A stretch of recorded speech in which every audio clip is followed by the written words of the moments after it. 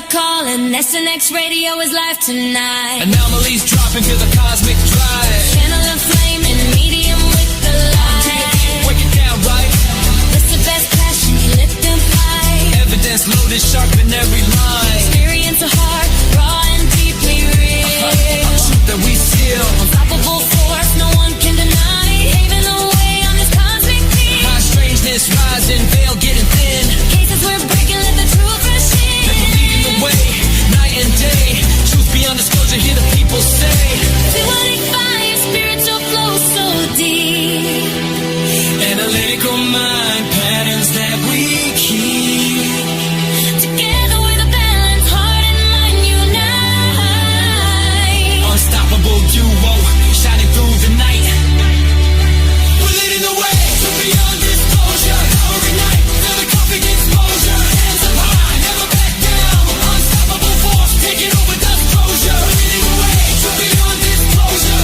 Every night, feel the cosmic exposure. Hands up high, never back down. Unstoppable force, taking over disclosure. We're leading the way. Passionate rants with that wild spark. Steady breakdowns, lighting up the dark. Synergy stronger, no one can compete. Paving the future, watch the whole world see. We break it down deep, make the truth reveal.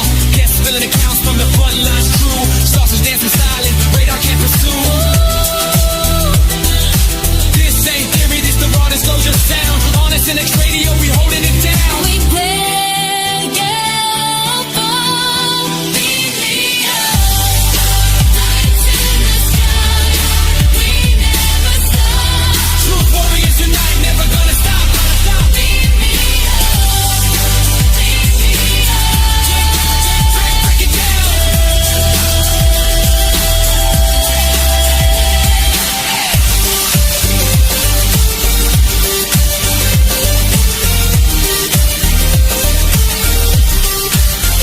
We're leading the way to beyond disclosure. Rebel today, feel the cosmic exposure. Hands up high, never back down.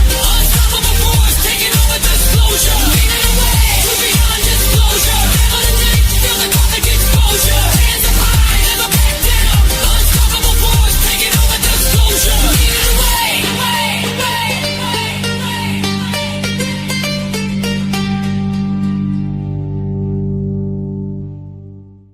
La la la la la.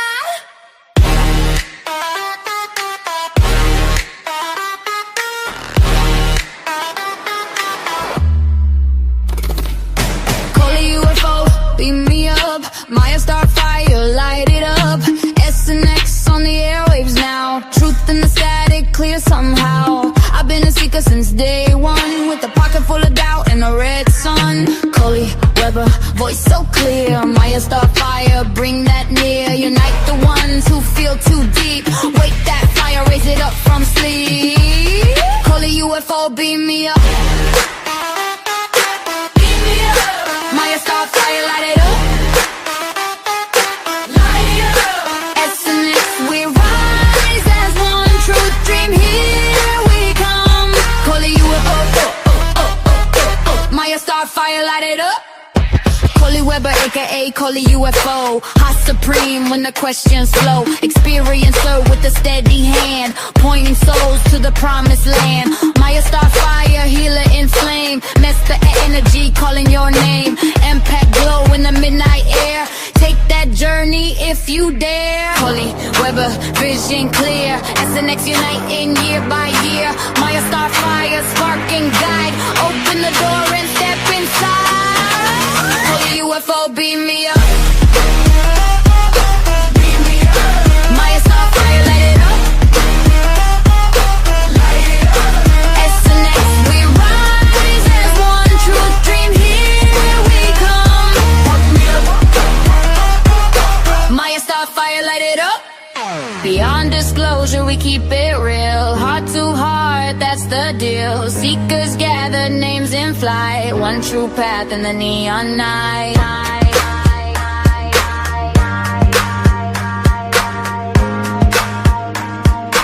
One true path in the neon night. Coley UFO, beam me up. Beam me up. Miya Starfire, light it up. Light it up. SNX,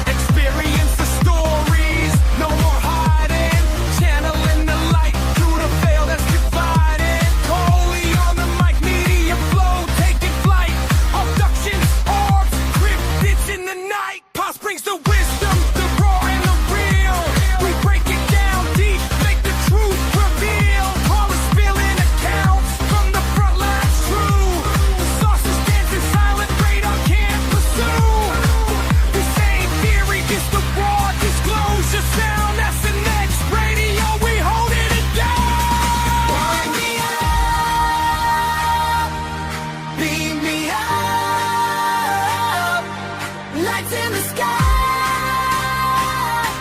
We never shut up.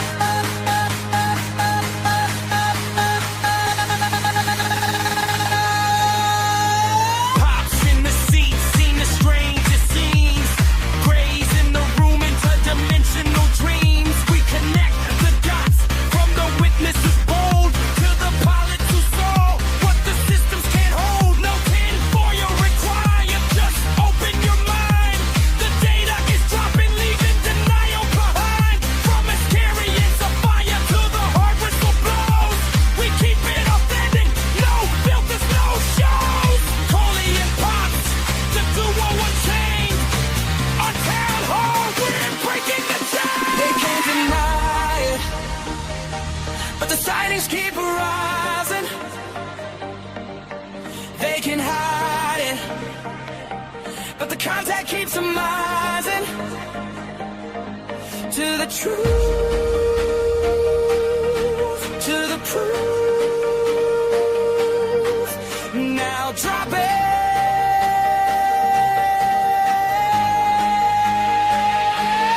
Beam me up, higher, louder. Coley and Pops on SNX, we taking over. Coley UFO, Gary Pops. Truth warriors unite, never gonna stop. Beam me up, oh, beam me up. Beam me up, oh, beam me up.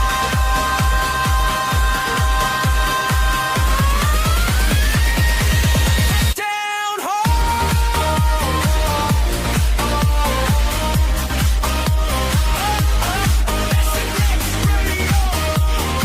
Stay awake, stay open. We'll see you beyond the veil.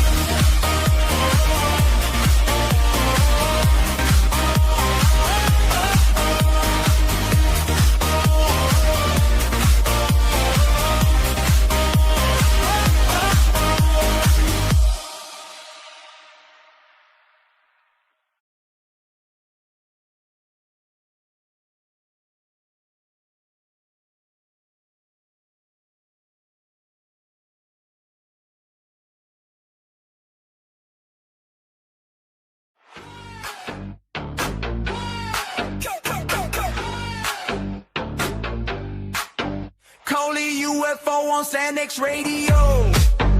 Whole room lean when the signal go. Miya Starfire got that spark on glow. Two names hit and the code at fold. Coley UFO, don't leave me low. Miya Starfire, let the whole thing roll. Hands in the sky, let the rumor show. One more second and we all go. Coley UFO, beam me up. Miya Starfire, light it up. Coley UFO, beam me up. Miya Starfire, light it up. SNX Radio.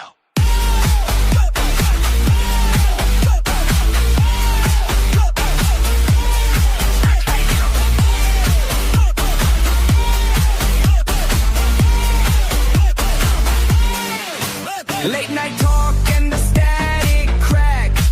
Your name comes through, I call it back. Moonroof open and the bass roll fat. Miya Starfire, make the whole block clap. Coley UFO, don't beat me low. Miya Starfire, let the whole thing roll. Hands in the sky, let the rumor show. One more second and we all go. Coley UFO.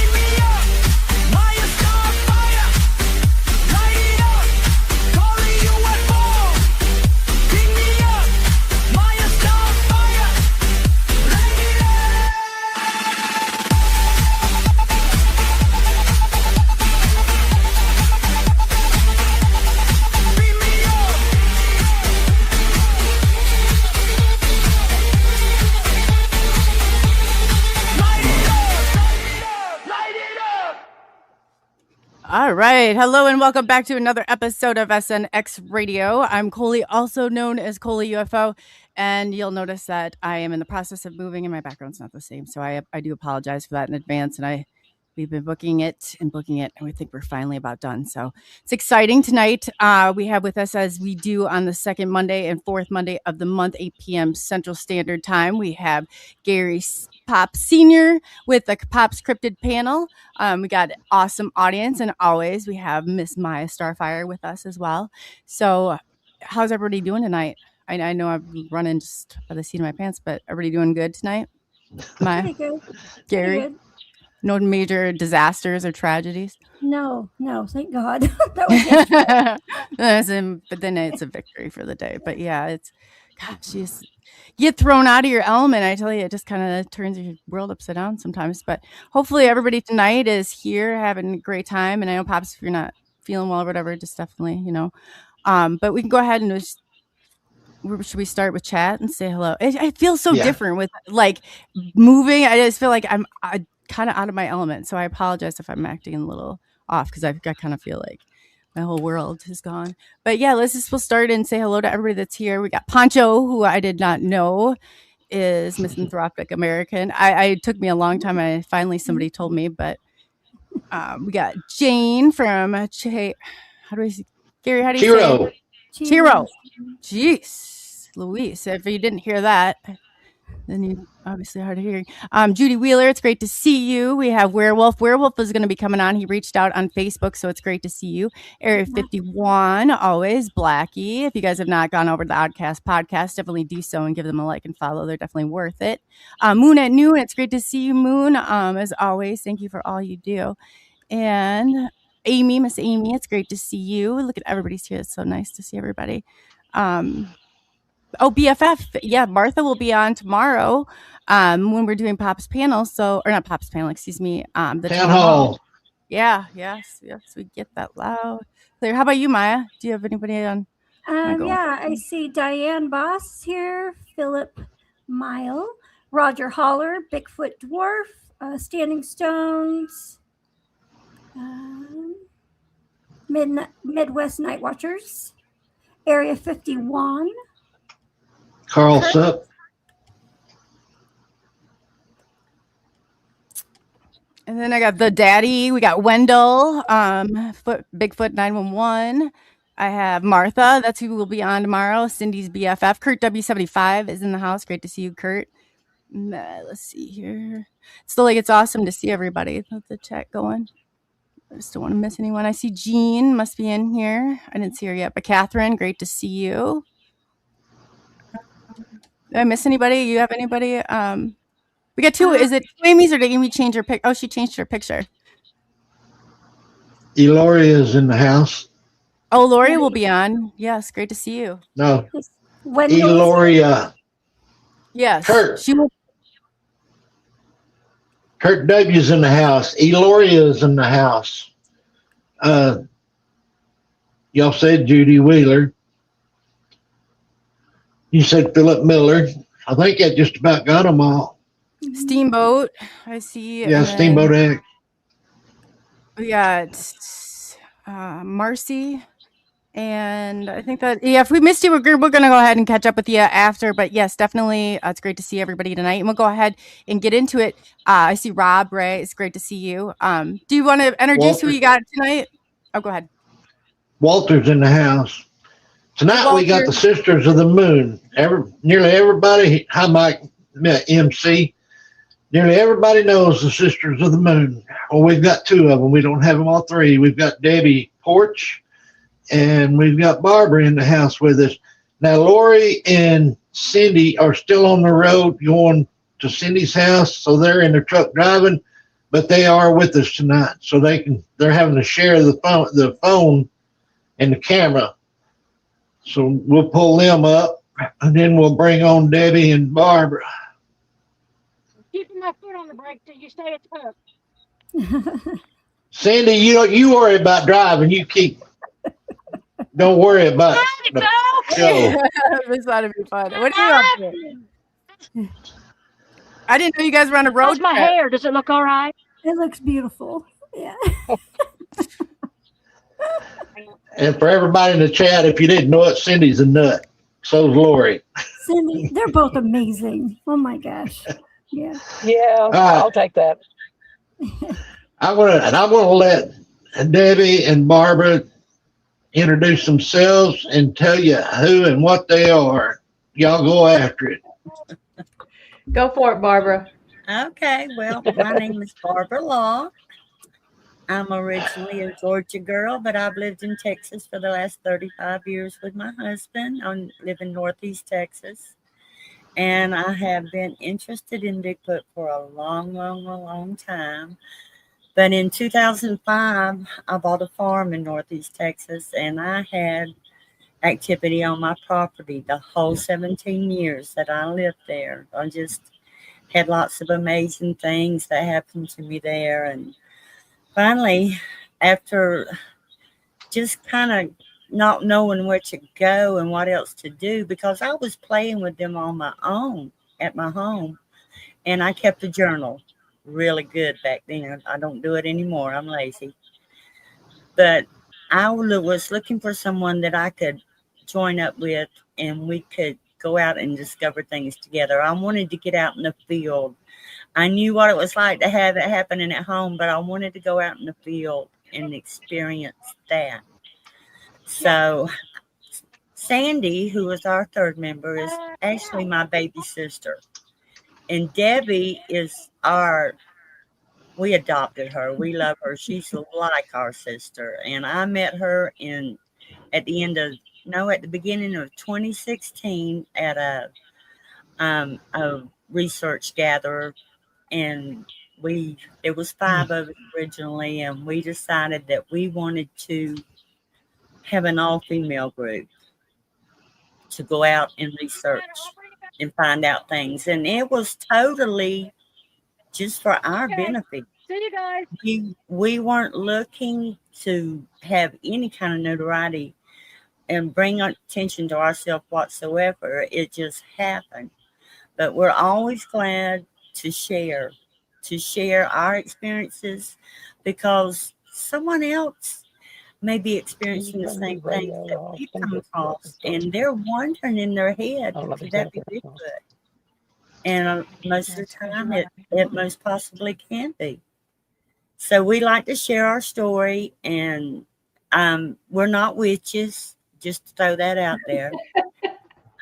We're just 3 grandmas that get out in the woods, and we don't let nothing scare us out. When we go in the woods, we're there to stay till we get ready to leave.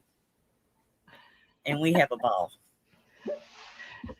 We've always had to throw that "we're not witches" in there, because people envision us dancing around the moon or something, because our logo is Sisters of the Moon. Yeah. But We're squatting squatchers with a pair of knockers.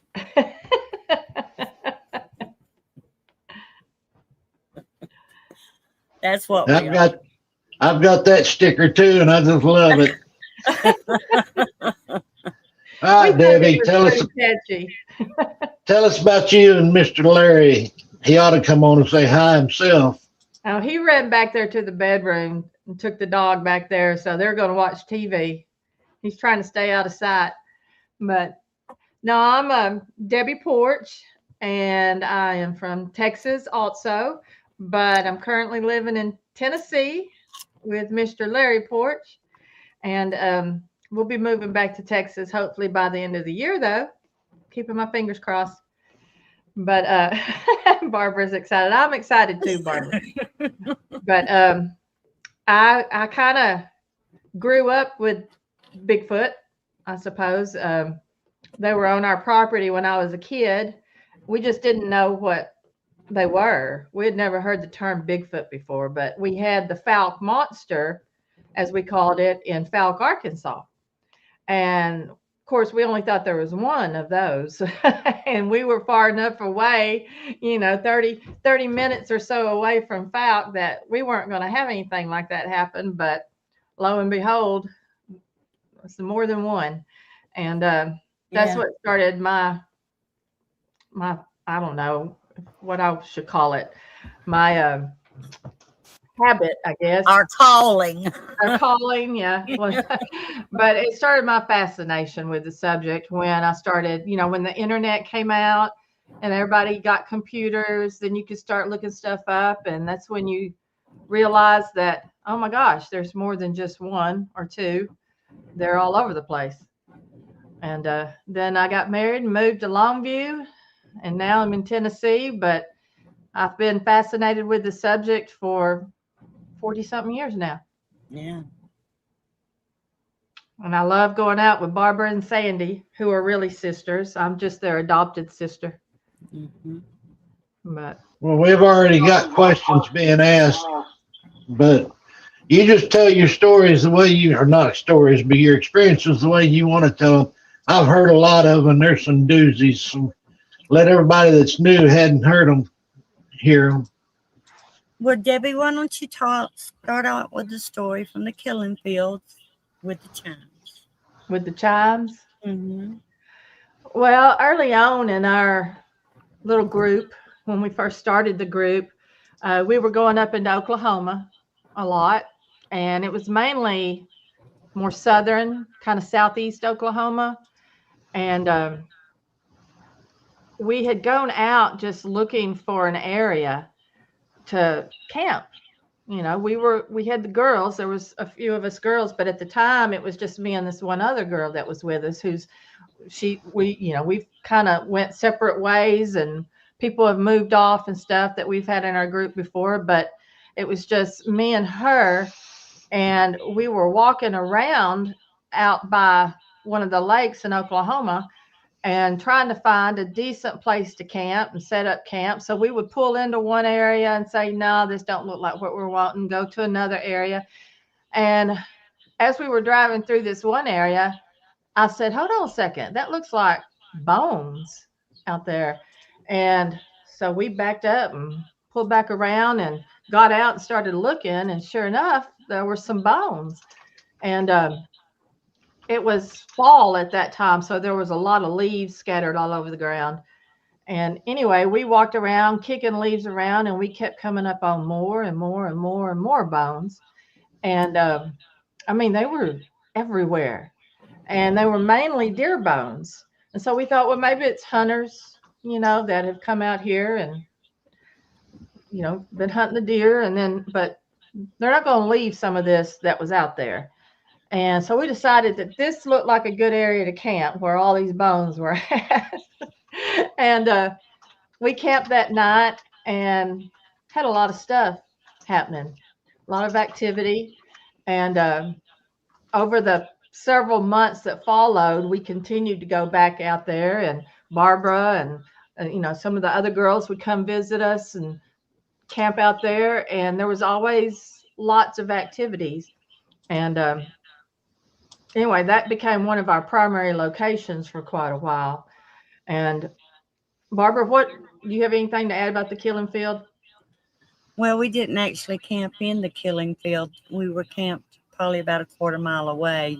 But well, Carrie and I camped in the killing field. Well, that was a later date. The first time, no. Yeah. But So you've been back to the killing field more than once. Oh yeah. Yes. Several times. And it's always, every time you went back, was there more bones? No, there'd be less bones actually, which we thought was kind of strange. But we had lots of activity out there, and we ended up deciding that we didn't want to camp in the killing field as often. So we went on down the dirt road a ways and found another spot, and one of the times, and camped in that location a few times. And that's where the chime incident took place. And we had hung chimes up on one of the trees that was directly out in front of our tent, where if I looked out the zipper door, I could see that tree. And then it was me and one other girl in our tent, and then another girl was with us at the time. Barbara hadn't gotten there yet, and the other girl was in the tent by herself, and we were set up in like an L shape. And of course, you know, it's always tons of leaves everywhere, so you can hear really well. And we had a canopy that came out. We had set up between the front of our tent and then the front of the other girl's tent that was in the other one. And it was so cold. I mean, it was freezing cold that night. And another one of our friends named Patty was with us. And so she and I were in the same tent, and Carrie was in the other tent by herself. And we're laying there, and Patty had one of those igloo um, sleeping bags. The So mummy she had kind. her face. Yeah. She was all zipped up, and her face was the only thing I could see in there. And we had heard calls and all sorts of stuff, had heard some wood knocks prior to all of this. But then we started hearing movement out in front of our tent. And so we were kind of doing sign language back and forth to each other. And then we started hearing the chimes. Well, there wasn't a lick of wind blowing that night. And so we heard the chimes like something was moving them. So I decided I was going to get up and peep out the door of the tent because I had a straight line, you know, with my eyesight in view of those chimes. And all of a sudden, as I'm getting up, you can hear it sounds like something had just knocked the heck out of those chimes. They started just going crazy, so loud. And so I'm trying to inch over to the door quietly because you know how the floors in the tents make noise when you move on them, which is why we now use big old rugs on the floors so they don't make noise. And I didn't want it to hear us moving around in the tent. We had twinkle lights around us so we could see out the tent doors or the walls, rather, if something walked by between us as far as a shadow and something like that. So I'm walking over towards the door and I'm trying to stand up to slowly peep out the door of the zipper door. And we had left it cracked a little bit and praying that my knees don't pop and make noises. But when I stand up, I can see that the chimes, you know how they hang down like this straight beside a tree? Well, something had evidently, we thought, had hit the chimes because you could hear the chimes making noises, going crazy. But what I saw were all of the tubes that were hanging down around the chimes. It looked like something was holding them in place because chimes have to hit each other, you know, when they're making that noise. But what I saw was the tubes of the chimes were hanging perfectly still and in place, parallel all the way around that ball that's in the middle. And something was hitting it, it looked like, from behind. And so it would swing straight up, like parallel to the ground now. And then it would go back down. But it would go up with such force, like something had knocked the hell out of these chimes. But when it would go back down, it didn't swing back like most chimes would do. It would stop where it was perfectly in line with that tree trunk, and you could hear it every time it hit something. But I could see absolutely nothing behind those chimes.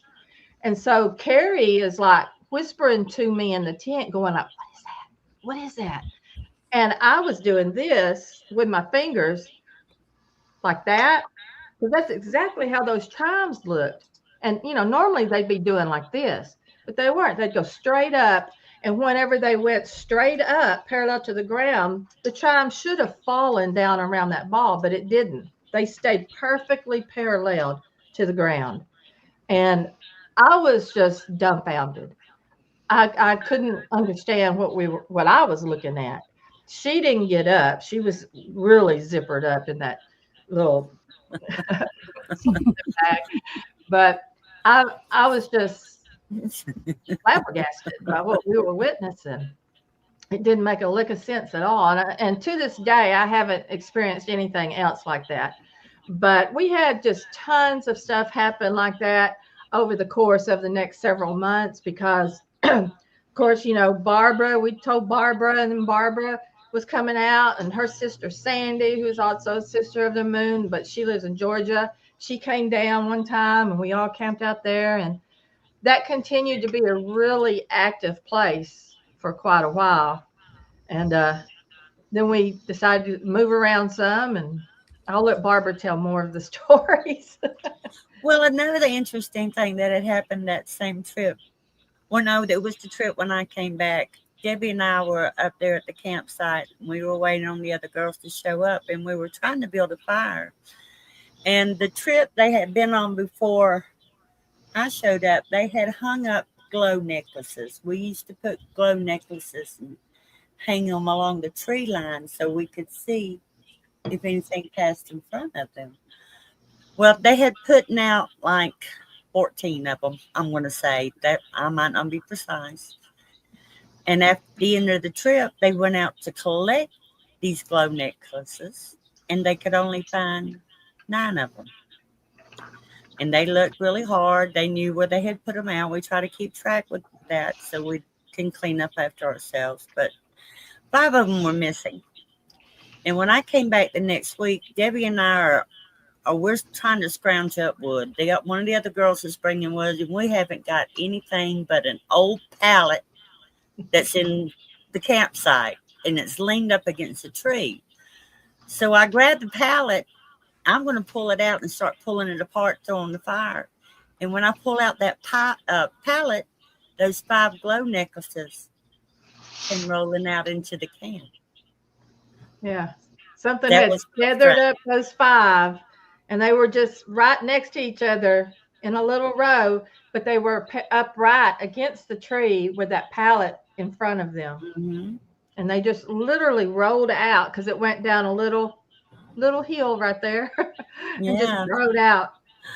And we're looking at each other like, did you put those there? And no, I didn't put them there. Did you put those there? No. So we didn't know how the heck they got there, but we were kind of suspicious. Yeah, it was fascinating. Yeah. We've had quite a bit of fascinating stuff happen. Oh, we have. Now, if I'm remembering right, y'all normally put up Christmas lights and everything else around your tents and your awnings and everything, and you dance and play music and everything else. You always get activity when you do that, right? We have a party. When we're in the woods, we're partying. So we want to attract their attention. We want them to know we're there, because we don't always have activity though. No, we don't every time. We've gotten very lucky though, a lot of times. But if they're in the area and they hear us over there having fun, they're nosy. They want to come see what we're doing. So we put them on a little show. We got lights going, and we're jamming and dancing and singing and laughing and just having a good old time. Well, let's make one thing clear, though. They like to throw rocks at us. Yeah. We want to make one thing clear for the people in chat that don't know you. You're not having a drinking party and getting drunk like a lot of people would. No, we're just I know y'all too well for that. So, but you know, some people would think when you say you're partying that you were out there drinking, but no, the girls don't drink. They just throw parties that pulls in the activity is what they're saying. Yeah. Yeah, but Gary doesn't get that. Ourselves. Now, we have had a drink. I mean, well, I didn't say you didn't drink, but you're not out there partying and getting drunk.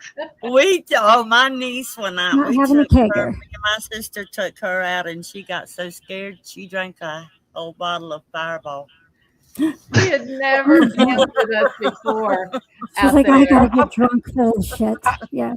I was gonna say too about the naked men y'all run around in the woods with. Oh, they come up to us. We don't look for them. We've had some weird stuff happen. We have. We ran up on a naked man in the Olympic National Forest. Oh. Well, we tried to catch him, but he was too quick. All he had on was a little cap, one of those little, you know, you can it looked like a bird watching cap to me, and his high top shoes or whatever you want, hiking boots, naked as a jaybird, and he crossed our path as we're walking down a trail in the Olympic National Forest. Mm-hmm. Your energies are pulling in all kinds of things. I was gonna say, But the crazy thing about it is, before we saw that naked man, I heard a big old whoop in the woods. Yeah. So that was, I didn't know it was going to be a naked man, but It was a hear female Bigfoot whooping at the naked man, it probably. might have been. Because we All right, were Maya. whooping after we saw him. Maya's got a question for you. Yeah, well, I was more of a comment because when I am communicating with the orbs and the lights in the sky, I do the same thing. I dance and I play music, and it's about that childlike mind, that childlike energy. And I do think that the other beings, the benevolent ones, really are attracted to that. Yeah. It makes them feel safe. I think and they know happy. your intentions. They can feel when you're out there, not to be malicious, but to be fun loving and happy. And Yeah. I agree. yeah, they can tell. That's Debbie, you've very even true. heard- Go Debbie, ahead, you've Lord. even heard them say your name, haven't you? Yeah. Well, I've got it recorded on one Yeah. of my Yeah. recorders. Yeah, we've heard that one. And then Yeah, the naked man's not the only strange person that's come to y'all's camp. That No. other guy, I can't remember where you were at on that one, but I know that. Yeah. We were in North Georgia, and we were on one of our 3 or 4 day trips up there. I'd gotten there early, and I was waiting on Sandy and Debbie, and I had just pulled into this campsite, and I opened up the back of my Jeep, and I'm getting stuff out, and this guy just shows up out of nowhere and starts telling me. He said, "I just want to warn you, there's supposed to be a murderer in the area." And I'm going, "Oh, I hope it ain't you." So he's just talking and just talking and talking. And finally I tell him, "Hey, look, I've got people coming. I'm not up here by myself. We're going to be fine. And I'll be okay. I've got a gun," which it was a little further away from me than I wanted at the time, but I did have one. And so he left. Well, that night, Sandy and Debbie got there, and I was telling them about this guy coming into camp, and we're sitting around the fire, and Debbie's standing up. Sandy and I are sitting in chairs with our backs toward the road. And Debbie's talking to us. She goes, "Barbara, there's a man with a 3-foot sword walking up behind you." And I turn around and I said, "Oh, it's that guy." But he comes in with that sword up, like he's just fixing to cut somebody's head off. But we let him know real quick that if he didn't quit coming up on us like that, he was going to get shot. Because all 3 of us packed. Have an We don't And extra we play. let them know we all had a gun. Yeah, we're crazy, but not Is, that crazy. is that the one I where have the a question, guys lady. were up there camping a couple miles from you? That was we were up there by ourselves this time, Gary. Yeah. Okay. Yeah. Go ahead, Maya. It wasn't Maya, it was Cindy. Oh. Oh, But anyway. Hey guys, Hey, Cindy. I'll make it quick because I'm driving. But when you're doing the Ladies of the Moon shenanigans, do you smell anything other than the normal smells of a forest? I haven't. That nothing that's been as pungent as most people say. I mean, we smell, especially in North Georgia, they have this weed. It's called skunk weed. yeah. Actually, it smells like pot is what it smells like. Yeah. But it's called skunk weed. And we smell that a lot, but I don't know, they could be rolling in that stuff. I have never, in all of our encounters, and I think I speak for Barbara and Sandy too, we've never really smelt anything stinky like that, like people describe sometimes. And I mean, we've had them hitting our tent, dragging their fingers down the tent, throwing stuff at us while we're sitting around the fire.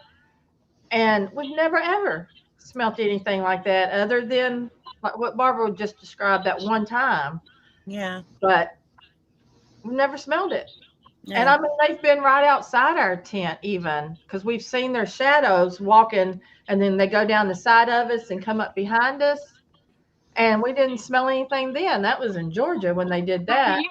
Do you think that they have that ability to turn it on, turn it off, kind of. Maybe. Well, plus with y'all ladies, I mean, I've always heard these scents are a kind of like a warning or something, to make you leave. Well, y'all are ladies, and of course, all the women say that when it's just women, they don't really have this threatening behavior. So maybe that's why you never smell anything, because they're not really trying to put out that warning. Exactly. That's a possibility. Yeah, we I don't know. actually discussed that before. See, I'm like y'all. I just don't think they're threatened by us. I've in all my encounters, I've only smelled them twice. Once was years ago, right back here behind my place. Another one was down in Alabama, and we didn't see that in Alabama. All we did, when we got there, we smelled something dead, but there was, and it came and went, and the wind was out of the wrong direction. Yeah. Mm. Well, So let's I'm sorry. That's what I told them all ago. I think that they might use that more as a defense mechanism, especially amongst males, other males, you know, and I just don't think they feel threatened by us. We're usually I have it on good authority that the females, when they're pregnant, their scent, they let off a scent that smells like flowers. Yeah, that's what I've how heard. I smell. Really? I've never heard that. I haven't either. Yeah. I mean, we've smelled flowers, but usually we're in a field. Yeah, they some people say morning glories, other people say that honeysuckle. Wow. But there's Is it possible that different kinds of Bigfoot or Sasquatch may or may not put out a scent?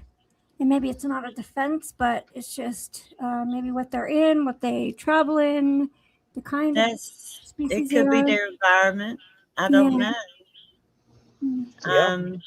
I tend to lean more towards what you just said, and because I mean, we have camped a lot of times, and never ever, hardly, maybe 1 out of 50, maybe 2 out of 50 times said, "Yeah, smell that," but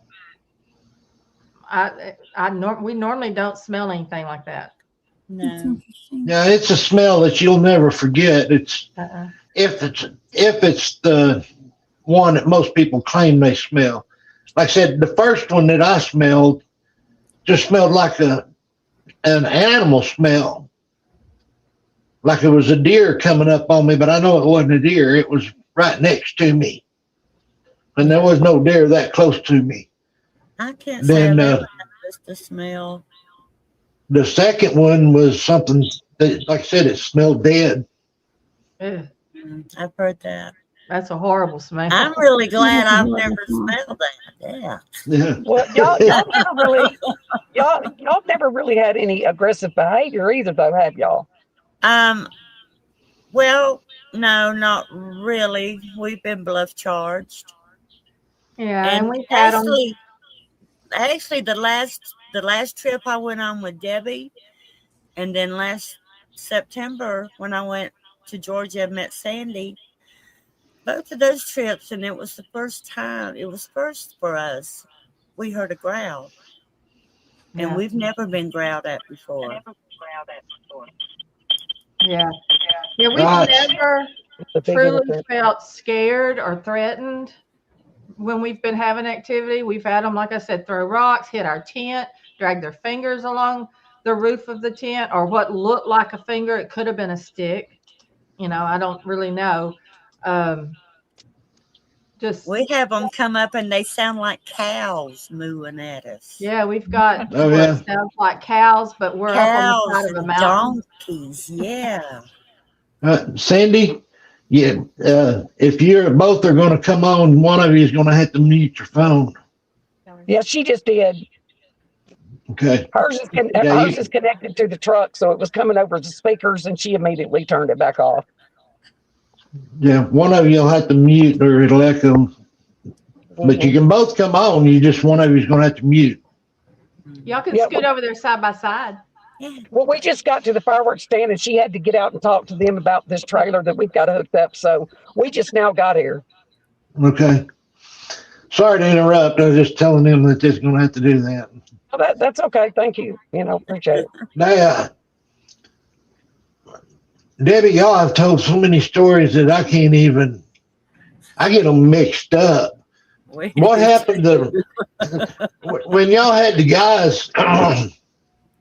Y'all did it on purpose. Y'all camped at one spot and the guys camped at another spot up there. What happened then? I can't remember. I know something Not a happened. damn thing. No. Nothing. Where they were at, where the guys were, they didn't get nothing. They camped away from us. But Yeah. I was up on top of the mountain crying.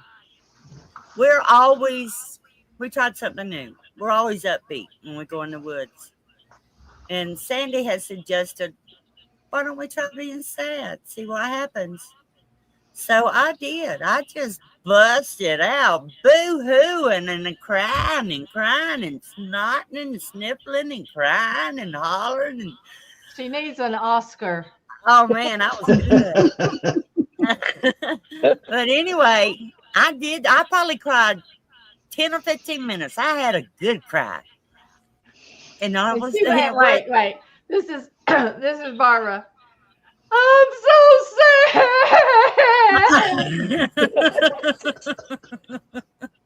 I was. I mean, they're looking at me because I just started doing it. Debbie and my niece, they're looking at me like, what the hell's wrong with her? It was hard not to laugh. Let me guess. You have no pictures or video of that either, do you? Oh no, but I do have full recording what happened afterwards. About 5 minutes after I quit crying, there's a big food plot down the mountain from us, and something was running back and forth, just screaming. Just screaming back and forth, back and forth. Just right over, there's a strip of trees, and then on the other side of that, it opens up, and it's this huge food plot. Mm-hmm. And we're up on top of a mountain, pretty much. And it was wailing. And we were talking about maybe one of them had lost a child or, a baby Bigfoot or something, but this was a Bigfoot sound, like what you hear sometimes when they do the calls and everything. But where that is, there is a food plot in there half the time, but it was going up and back and forth. Now, if you go way back, it drops straight down. Yeah. But it was going just back and forth, wailing. And we've got all that on audio too. Yeah, our friend Mark Newbold, he did that test on it. I don't know what you call it, but it was in the range that they say. Yeah, the spectrogram. Yeah. Welcome back, Coley. Because it was Mark and Larry and Spencer that were camping on down and around the bend where we were up on the side of the mountain. Yeah, we were having things. Debbie and I were up there by ourselves the first night. Sandy hadn't gotten there. And we're sitting around a little fire, and there's a road that goes by our campsite. And right where we camp is the only place on this mountain that people can use a cell phone. And when she says there's a road, it's more like it drops off, and you're way up at the top of this mountain. And it's only wide enough for one car, really. Yeah. We've had to pass on it before, but we are like licking the side of the mountain. We're that close to it. Oh my gosh. We're sitting around the fire, and we think we hear a vehicle coming. So we're going, I wonder who that is, talking amongst each other. And we're waiting because we can hear just the rocks crunching. Under like wheels rolling across rocks, just crunching them, and nobody ever shows up. And there's nowhere to turn off. No, there's nowhere else to go but by us. Yeah. Wow. And we still can't explain that, and that's all on audio too. I mean, you can literally hear it on our recorders. Wow. Evidently, he missed it. Patrick asked what happened with the guy with the sword. Oh, okay. So I piss him off and he leaves. Well, So- no. Tell the whole story, Barbara. Debbie looks at me and goes, "Great, Barbara, you just pissed off a man with a sword." So, well, I said, "Well, we'll go down there and make sure he goes," because he had to come running through the woods to get to us because we're on a mountain and he was probably a good third of a mile away from us down this mountain. Mm-hmm. So we decided we'd load up and ride down there to where he was camping. Make sure that's where he went. And I told her, I said, we're going to be nice to him. We're going to kiss ass. And so he doesn't come back in the middle of the night and kill us all. So we go down there and we ride up. We see him and we see his vehicle. And the doors are open and he's just got shit thrown in there everywhere. He's got a pile of clothes in the front seat that is touching the ceiling of his vehicle. And he comes out around that truck and he's still got that sword and he's going, "Please tell me you heard that." Oh, I left that out. And he's shaking. He's telling us he heard the Medusa sound. Yeah, and that's what we call a Medusa sound. Yeah. And he said, "I don't know what it is, but it's got big lungs." And me and Debbie look at each other like, we know what it is. We were trying not to smile, though, because now we're all excited because we know that we didn't want to scare him down there. because he's already scared to death. This man was really scared because he left. Shaking. His hands were like this. They were shaking. Yeah, he was shaking. And that sword was shaking. And we're not joking when we say this was a sword. It was one of those pirate swords that came up and kind of halfway curled at the top, and then it's got that double pointy thing up there. When he came into our camp, he was doing like this with that sword because he was shaking so bad with that sword. Let's get these questions out of the way right quick. But that just goes to show we're scared of people more than we are Bigfoot. Well, yeah, we're all that way. Hogs and tweakers. No. Crazy ones. But have any of y'all seen UFOs associated with Bigfoot? I can't say that I have. Well, I've seen orbs. Yeah. If you want, I don't know how you want to associate those, but in Georgia we saw orbs shooting up a tree. Yeah. And then also out there at LBL. Well, I didn't see those, but I did see the ones in Georgia. We saw the orbs at LBL. And have any of you had missing time around cryptids? We got one more question, and then you can go back telling your story. Oh, ask away. We like to answer questions. Yeah. What do you do for power for all those lights, Werewolf asked? We have battery packs. We use AA batteries. We keep them going. Yeah, we got AA batteries for because they're Christmas lights. Yeah. But we have battery packs that, we can charge things with too. And to just hold a twinkle light, you don't think that it puts off a lot of light. But if you put it out there in the dark, that's a lot of light behind your tent, it lights up that tent. And especially if you're using the white clear ones. Yeah.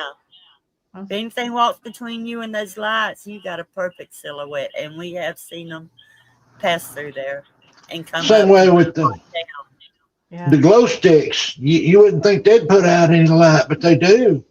We put out those colored, we put out those colored glow sticks, and there won't be no wind, and they'll be out there just swinging back and forth. I have seen some glow sticks do some crazy things that I didn't think they should be doing. Yeah. Yeah. I don't know what it is about them, but they especially the juveniles love playing with them. That's what we like that. Yeah. Yeah. We do that too. I was going to say, these ladies go prepared too. I bet they've got 50 crates, and it probably takes them 3 hours to set up their tents. Oh my God, we got so much stuff. It does take a while. Debbie's tent is the Taj Mahal. Y'all think my 10-man tent is big? Debbie's is the Taj Mahal, I'm telling you. Well, and Sandy's got one bigger. Oh my God. I have additions that I can add on to it. Oh my gosh. We stayed. They've seen my 10-man tent. Cindy's and Martha and I all stayed in it down at Honabi. Can't even say it. You know what I'm talking about, Danny? You say Honubby.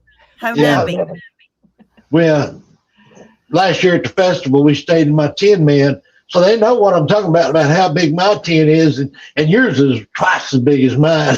Oh, let's not get Well, you carried got away. three Gary. women. We share a tent, and you got three women with all our junk and all our equipment. We put it somewhere. How big is this tent? I have to know how big this tent is. It's not that big. 10-man, and then told you. how much bigger can you get than a 10-man tent here? It's probably It's a 12 man. Because it's we a have a Taj party Mahal. in there too. We put a bucket in there so we don't have to go out of the tent in the middle of the night. And then sometimes we attach things to the end because it's got zippers on one end where you can open both of them up. And then it's got a door on the front, that swings open. And so we've got some of those hunting blinds that cool. are see-through. You can see out, but you can't see in. So we went up there in Georgia, where we were talking about earlier. We've attached one to the end of the tent where the flaps open, and we could go in and out because you can see out of those walls as long as you've got lights. I'm sorry, I'm talking with my hands. I just saw my movement. I always talk with my hands. You're good. I do too. And so we put that's another story in itself. Around on the other side, so if something walked by, we'd be able to see it out those doors and through that see-through wall. Oh yeah. And so See, that's the problem I have with tents is you can see through the wall. That is it right there. Happy birthday, Erica. Well, that's part of the fun. Happy birthday. But y'all ladies have also developed what do you call sign language? Because y'all have had a few incidents inside the tent with things happening, especially the one I found interesting was where you put the crates up against the walls where your head would normally be. And I don't remember the story, but I remember something trying to stick its hands in there and it hit the crate instead of your head. That was you and Patty up in the Ozarks. It hit That the was crazy. Yeah. Yeah, that was up in the Ozarks. And y'all were doing sign language with each other during that night. Yeah. So that's pretty We don't cool. know sign language. One of their sign languages is Debbie kicking the other one in the head. Yes. Yes, that I started got the long sign legs. language. They can reach pretty far. Hey, if we have to reach over and all we can get is a handful of hair, we pull it. Wake up. There you go. That's I love it. You want to get up and go kick a Bigfoot. Yeah, wake up. Something's out here. I was on roller derby, so this appeals to me right here. Oh, that's right. I used to watch that a long time ago. A long time ago, I watched that. We were at LBL the first time I met Debbie. It was the meet and freeze. Oh my God, that's funny. I remember that. The meet and freeze. Oh, you ought to seen the Taj Mahal. I had a 8-foot walking stick. I didn't think I'd sell it, but sure enough, Debbie bought that 8-foot walking stick. And guess what they did with it? They put it right in the middle of the tent to hold the tent up. Yeah. It's like you're supporting you wall gotta right do there. what you gotta do. That's right. That's right. Creative. We had 2 inches of ice on everything, so the weight was pushing the top down. Hey, we've But had it to was- hunker down for some storms because we do our best Bigfooting in the cold. We really do. Oh yeah, imagine, yeah. Yeah. Here's another question, Debbie. It's one you might can answer. What is the cemetery connection with cryptids? I don't have an answer for that. I really Nobody does. No one knows what the connection is with cemeteries. don't. Yeah. A lot of people say they do, but Up in the Ozarks, the cemetery was bam right there. And then at Tribulation Bay, the cemetery is not that far away. What's there where we camp at LBL? There's one right on top of the hill above us. Yeah. And this Debbie was there this last time at LBL. I actually got a picture of something up in the woods. And Roger saw it too. I don't know what kind of connection they have. The only thing I've ever heard about cemeteries and cryptids is hellhounds. That's the only thing I've ever heard. Well, I don't want to see one of those. No. Me neither. But that's the only thing I've ever heard. So I don't know. Well, pale crawlers have been, there's a lot of stories about pale crawlers digging in graves and being around it. What you call it? Pale crawlers. Pale crawlers. I've Yeah. never heard Like of me. this, but what is it supposed to be? Like a Some people call them rake. spirit? A break? No. Right. Oh, No, God, rake. the rake. The I've heard of rake. that. I don't Yeah. want to see any of that. Yeah. Ghouls. Does we need to There's- do? There's a lot of different names for them. And I've had a lot of reports of them being seen digging in graves. But as far as the forest people or dog men, I've never heard of them actually digging in the graves. But yes, they are around them. And a lot of the theory is that they're protecting the cemetery. But that's just theories. Nobody knows for sure. Gary, did Spencer, has Spencer ever told you about when we were, where were we? I don't remember where we were at now. They all tend to kind of blur, but it was several of us, Larry and Spencer. And anyway, there was a cemetery that we went into, and there was a tree trunk. Now, this was not a little tree trunk. This was a pretty big tree trunk. And it had looked like, you know how when they pull a tree trunk up out and you got the big root ball up like this. We had seen it in the daytime when we went over there. During the day, we were hiking around and looking at stuff. And so that night, we had decided that some of us that were camping out there, I want to say it was in Daniel Boone. That's where it was at, Daniel Boone National Forest. We decided, sorry, that's a fly. We decided that we'd go back to that area and do some calls. And so it was me and Larry and Spencer, and I can't remember how many more, but there were at least probably 2 or 3 more people with us. So we're standing down at the kind of the bottom, but it goes up a hill. And the cemetery is over kind of like in the tree line to our right, if we're facing the top of the hill. And we did some calls, and we didn't get any, really good answer backs or anything. But then coming from over here to the right, where the cemetery area was at and all the trees were at, we heard something crashing through the trees. And so me and I don't know who else, we're starting to kind of back up a little bit because it's coming towards us. Well, next thing we know, we see this huge tree trunk barreling through those trees, and it lands just right up there in front of us. So something, and I'm not kidding when I say this tree trunk was like, it was huge. And then the roots on it were even bigger. Something picked that up and threw it through those trees at us. And I can only think of one thing that might do that. That would be strong enough to pick that up. Yeah, it sure wasn't no person like us. No, it would have taken probably, I don't even think 5 of us could have. I mean, it was up high in the air, and it had been cut. So it wasn't just a fallen tree trunk, but it was big and it was huge. Larry was there. Spencer was there. This was, I think, Spencer's first time to go out there. Yeah. Boone with us. And that was the night, either the night after.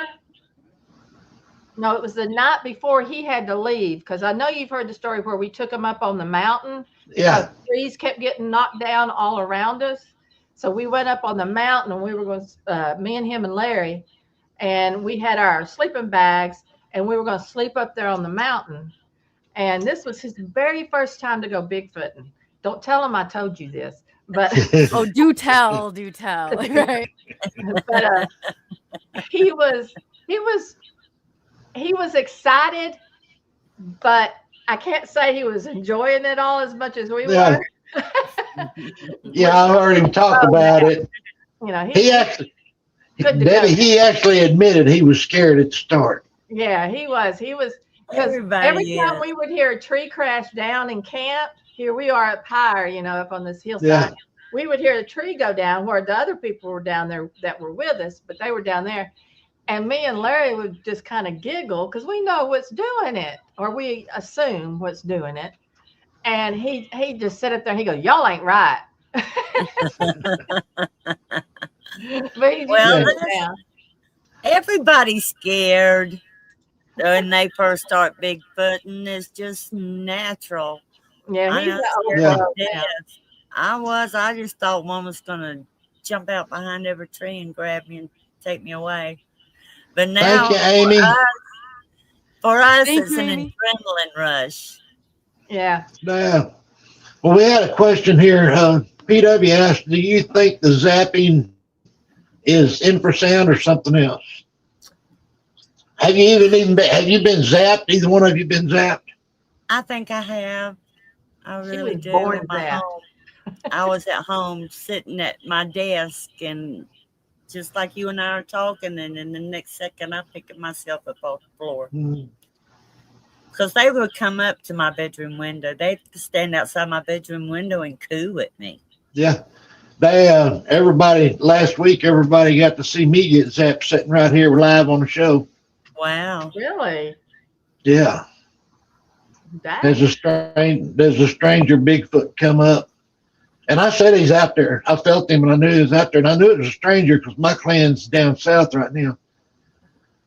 And all of a sudden I started getting bad. They was all trying to, and it was a strange show anyway because the Spirit Bridge kept calling my name and telling me I needed this, that, and the other. Everybody thought I needed to go to the hospital.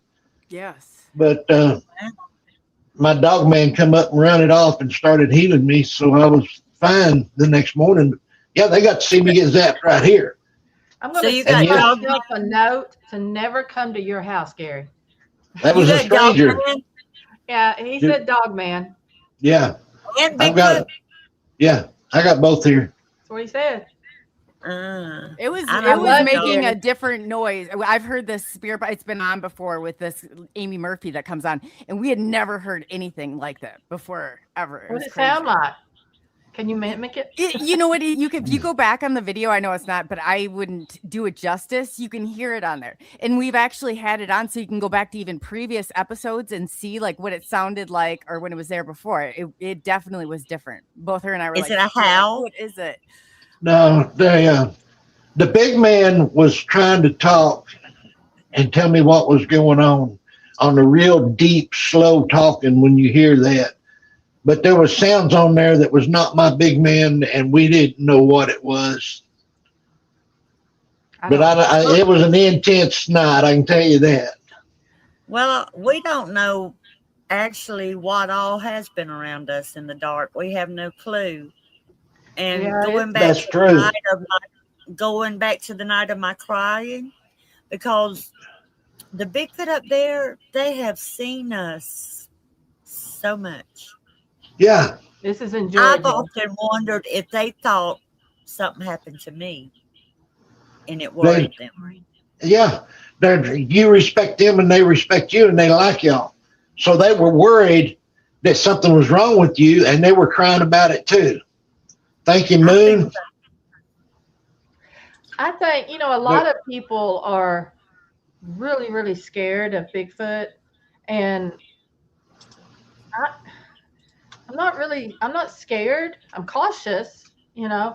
But as much times as it's just been like me and Barbara, just two of us girls. Yeah. Usually there's three, but a lot of times there's just been two. They could have picked us up and thrown us over their shoulder and picked us off. And all they do is just mess with us, Yeah. And I think they like playing with you. Us, like we are them. They like playing with you, and that's what they're doing because they respect you. And I've said a million times, I think we're their entertainment. That's we're it. there for them, but Yeah. enjoy it when we're out If there. you respect them, they respect you, and that's all there is to it. I mean, And we've looked up like some Native American language, words and stuff, and so we say halito, which is yeah, supposed to be hello or hello, yeah, whatever. Yeah. hello. So we'll do that. For all we know, we've got like a Chinese Bigfoot there, but Here's the way to do it. Wherever you're at, whatever tribe is in that area, well, they now, how do speak you find English. out what tribe it is, Gary? Come on. You know what tribe? You know what tribe of Indians lived in your area? No, I'd have to Google it. Well, Google it. Like here, it's Cherokee and Choctaw in my area. Well, we go to Georgia and Oklahoma and Texas and Arkansas. Where you go down there in Oklahoma's Choctaw. Yeah, Okay. that is So Choctaw. they speak English and Choctaw. Well, that's where I learned halito because I worked for the Choctaw Nation at the casino. Yeah. Bigfoot. That's in several different tribes' language. Good. Halito is that one. yeah. Yeah. But yeah, you just speak whatever nationality is in that area plus English, and that's what they're going to speak. Friend, we use I can friend. feel that. Yeah. We've used the word for friend. We want them to know we're friendly. Yeah. They know a lot of sign language too. Now, not the deaf sign language, but the old timey trapper sign language. They know a lot of it too, so you can learn it and give them sign language. But the main thing is just to talk to them. That's the only one I know, but I don't use that one. Just talk to them in English. They understand what you're saying in English. We do. We got one more question, then I'll get off the questions. PW wants to know if any of you have seen a portal. No, I don't think so. No.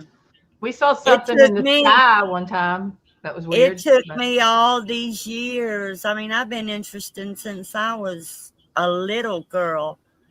And it was just last year I actually had my first sighting.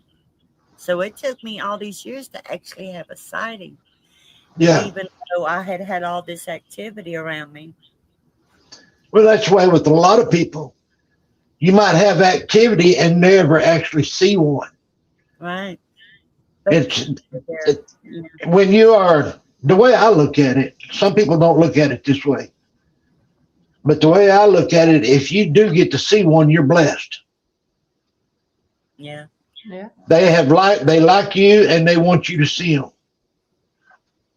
I think my sighting was just a lucky. I got lucky. Yeah, I think mine was an accident too. And it was like 12:30 at night. Yeah. And you saw them while you were driving. Sometimes that is, sometimes it's not. Sometimes they step out just so you can see them. Well, they need to stand out there a little bit longer. Yeah, if they would stay still a little bit more, that would be very helpful. Yeah. Yeah, it would help you, wouldn't it? But hey, at least they let you see them. I mean, like I said, I feel that you're blessed when you get to see them, because most people don't get it. Sure. Yeah. Or like all the tracks that we find. Yeah. But the one I saw, he was running and throwing his arms all around like one of those balloon people. He was doing that kind of number, and it was just and moving so incredibly fast. It was like a blur. He'd move and then it threw his arms. Barbara, that reminds me. There's a video that's been out for quite a while, at least a couple of years, of one, and this looks legit. It doesn't look like it's one of those Chat GPT type of videos or any kind of fake one, honestly, because you know how I don't believe the majority of the videos that are out there, but there's one of a Bigfoot running, and it's a lot kind of a grayish blackish. It's mixed. You know, it's got black and gray hair and kind of white. And as it's running, it's got its arms up and it's like flapping its arms like the gorillas do and stuff sometimes when they're running, but it's not doing like this. It's running going down this hill, I think. But it definitely looks like a Bigfoot. And it was a kind of a grayish color. But that made me think of it when you were talking about all that a while ago. It was well. The arms were extremely long, very very long, and it's probably about 7 foot high. Thin. It was really thin. It was not bulky. It was thin. Yeah. What were you doing when you saw that? I was coming out of my house to let my little doggie out. It was 20 minutes to 6. It was June 11th, the strawberry moon. There was a big full moon in the air going down, and the sun was coming up, and I think it got caught in the crossfire. Lost track of what it was doing. I live in the RV park, and it just come bounding out from between a couple of RVs, just like didn't have freaking care in the world. Didn't think anybody was going to be up that time of morning, but I watched him. I watched him go down the road and turn left and go back toward the road. Really quick though, I don't know if y'all still have enough time. Barbara lived outside of Paris, Texas, on a big farm in the woods, and had a nice, pretty house and all this. And she had Bigfoot on her property out there.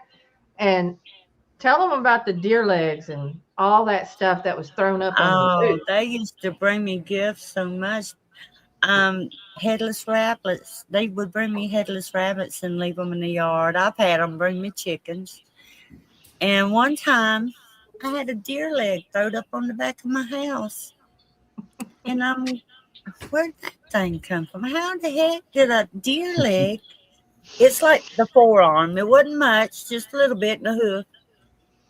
How the heck is that thrown on my roof like that? And I would ask people when they'd come to my house. I left it up there for a long time so I could ask people. Yeah. Did you throw that on top of my house? No, what are you talking about?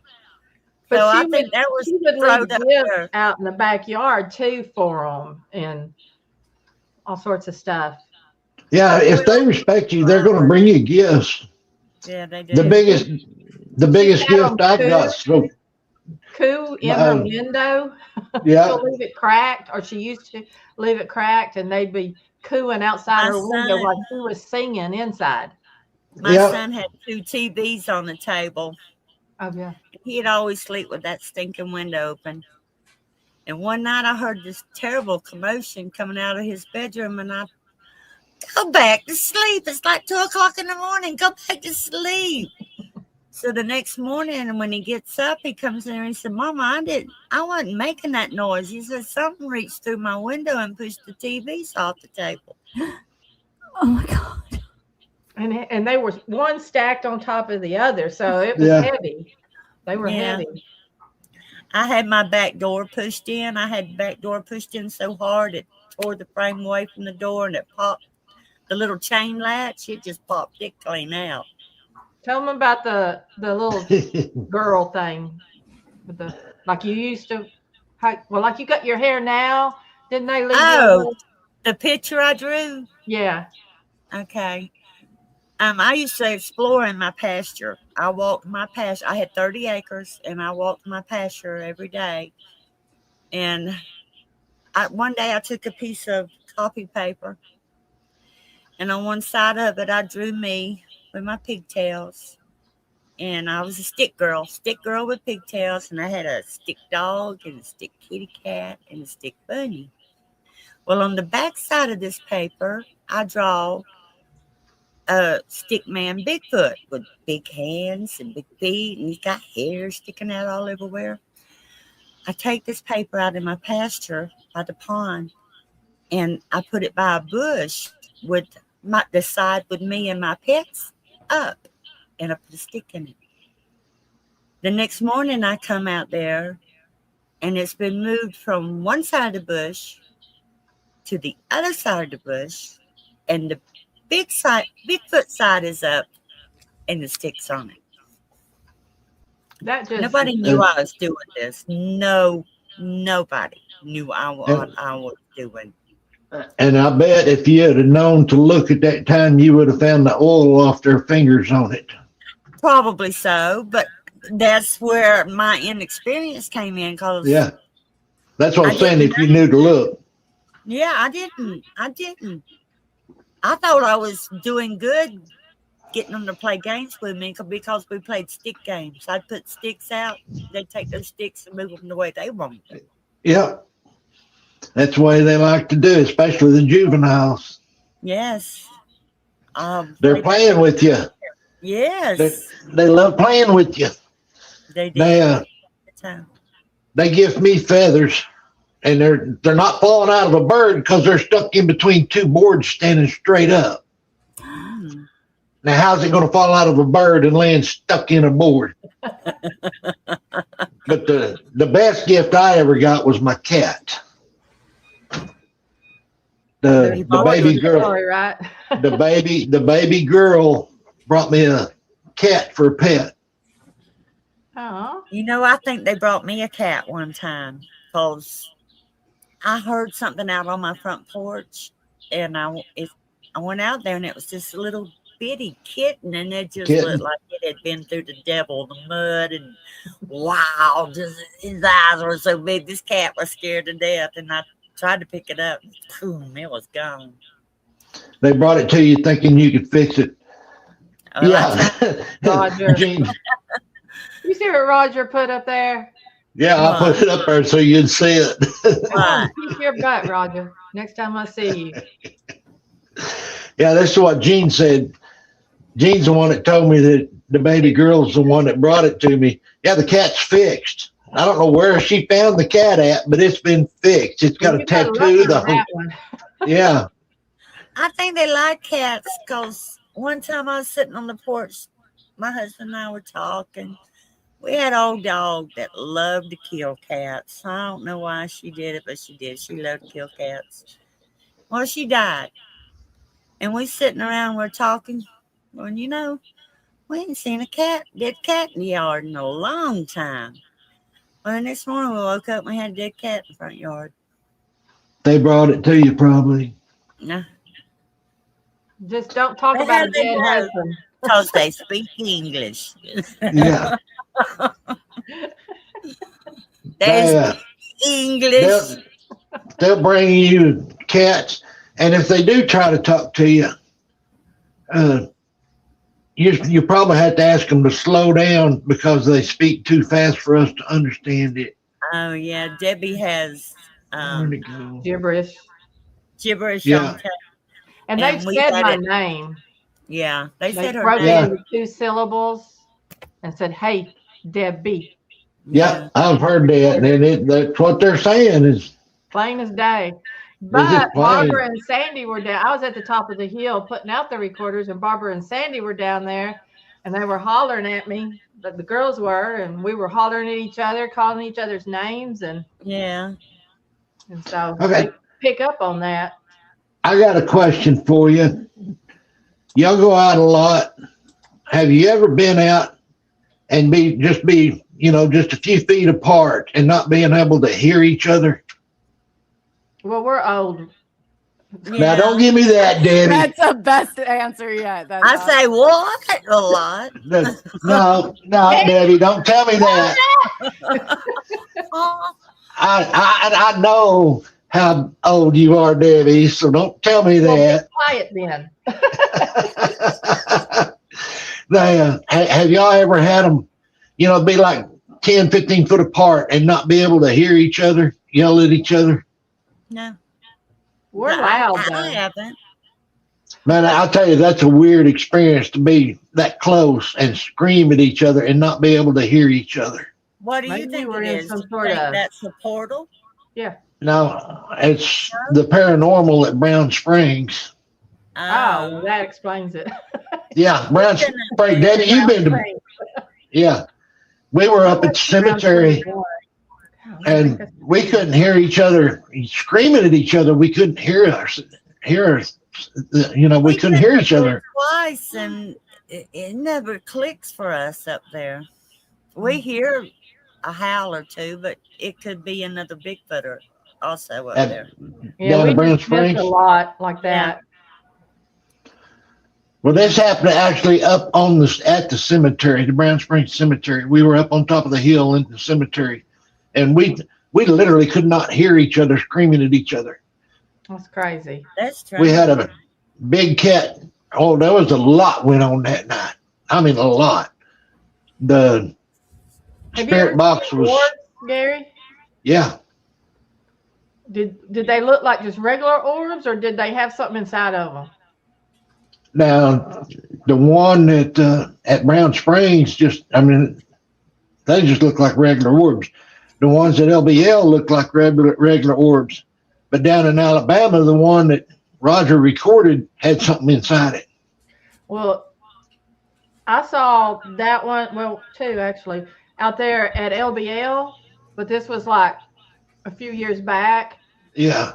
And what we saw was it changed colors, and as it moved along the tree line, up above the tree line, and it looked like it was white to start with. I think it was either white to start with and changed to red, I think. And it turned pink in the middle and then changed to red, and it was moving along the tree line.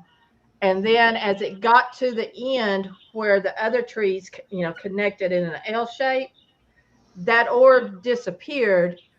And I think Mark had walked down the road and done a call, and we didn't know he was going to do that. So I turned to see where that call was coming from. And when I looked back up at the tree line, that orb had disappeared. And then this gold glitter stuff was falling from the sky as a gold looking glitter filled orb fell out of the sky. And as soon as all of that disappeared, we got a call back coming from that same area. Was you? I don't think you got there yet when we saw all the orbs at Rogers Canopy there at LBL this last trip, were you? I don't think I was there yet. Yeah, I don't think you was there yet. Yeah, Lori saw the first one, and then we saw all the others. Well, how many were there? Is Larry playing with the laser behind you? No, he's in the bedroom watching TV. A red streak just went right behind you. No, there's a road comes around. Okay. Get excited there for a second. Talking about the orbs when they show up. Yeah, there's a red streak just went right behind you. That was a light, a head or a tail light. It's weird. I mean, you have things happen in your house. You have things happen that wherever you go. I know both of y'all have that. Everywhere y'all go, you have things happen. Even at LBL, when we got them meet and greets, you have activity. Didn't you go out all the time? Didn't you go out with them this last time? I don't remember. I know they went out. They went out and they had a lot of howls and stuff this last time. A lot of sounds. I don't remember. I don't remember if we did or not. I'll have to ask Larry. I'm getting old. My memory's. Yeah, you're getting old, my foot. Did y'all have activity at the last meet and greet, or? Yeah, I got a picture of one. Awesome. At 3:00 in the afternoon, it's up in the woods watching us. I saw it and got that picture. I got it. I saw it and got Roger to. He saw it. Wendell was sitting right there, but Wendell didn't see it. And then we went up in the woods and found its tracks. So yeah, we had activity. Material? No, it flipped over a big rock where it stepped, and then it was just, you could see the impressions in the leaves where it had stepped cut through there. And that was Eric found them. Well, leave it to Eric. He'll find them for sure. No, he found a rock. I saw the impressions and pointed them out, and then he checked them to make sure. Okay. And it went the exact direction Roger said it went. So now that is what is weird. After Roger seen it and seen me take the picture, Roger headed into the woods. And you know Roger, how scared Roger is. Ain't that right, Roger Holler? He's in chat. I mean, he Roger talked ain't to scared no more. So Eric and No, Kane yeah. were there. no. Eric was, yeah. Eric. How they doing? Now, I think Kane was there too, but I'm not sure. But I Eric's the think one that went up in the Kane woods. came last or later. He came later, yeah. But yeah, this is at 3:00 in the afternoon. It was broad daylight. I ain't gonna shut up, Roger. You know it as well as I do. Hey, Roger, you got one behind you right now. I wish. Shut up, Gary. Come on, baby. I'm ready. Every time I get around Roger, I'll say, "Hey, Roger, you got one behind you," and he'll come unglued, boy, thinking there's one behind him. This time there was actually one behind him. He was sitting down, and there was actually one behind him. And Well, he didn't believe me. that's He got up and looked at it, and he said, "There is one back there." Well, Gary, you got one behind you. Yeah, I got one behind me. But we have a good time. What'd you say, Barbara? I said he's waiting on him to make a move. He's gonna get him. My other one's bigger. The one I used to use was even bigger than that one. Well, that's a nice boy, I one. tell you what, I need to go camping. Like, okay, There's Cindy. We need Hey, some new. Casey. We need some new stories, Debbie Lou. I agree. Now, Yeah, Now, you ain't or told all of adventures. them They're yet. not they're not stories. There are adventures. These are Well- the lifetimes of the Sisters of the Moon. yeah, we call them stories, but they're not really. They're experiences. They're not stories, but it's so much easier to say stories. Yeah, it just kind of comes out. Yeah, but I know you ain't told all your experiences yet either.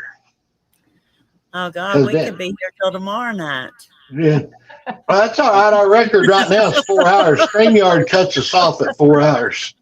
Yeah, we've hit the 4-hour mark before. We've talked that long before. Well, I can tell you about a trip. Debbie didn't get to come with us. I don't want to hear it then. Yeah, you did. I was texting you. Sandy and I and our niece joined us, and we went to the Bigfoot conference in Jefferson, Texas. And we're camping out by the Lake of the Pines in this really cool spot that Debbie sent me and said, "I think y'all ought to go camp here." So we did. So it's raining. It's gotten late, and we come back from the conference, and we're trying to build a fire in the rain, and we finally get us a little fire going. And my tent had a little awning that came out about 3 feet, just wide enough that you could sit a lawn chair under there, and we weren't sitting in the rain. And Debbie had just sent me the gibberish. And I asked my niece, I said, "Hey, you want to hear Bigfoot talk?" She said, "Yeah." So I played it for her. And just as soon as it stopped playing, I played it one more time. Well, when it quit playing that time, immediately behind us in the woods, we're surrounded by woods, there was 3 loud boom, boom, boom.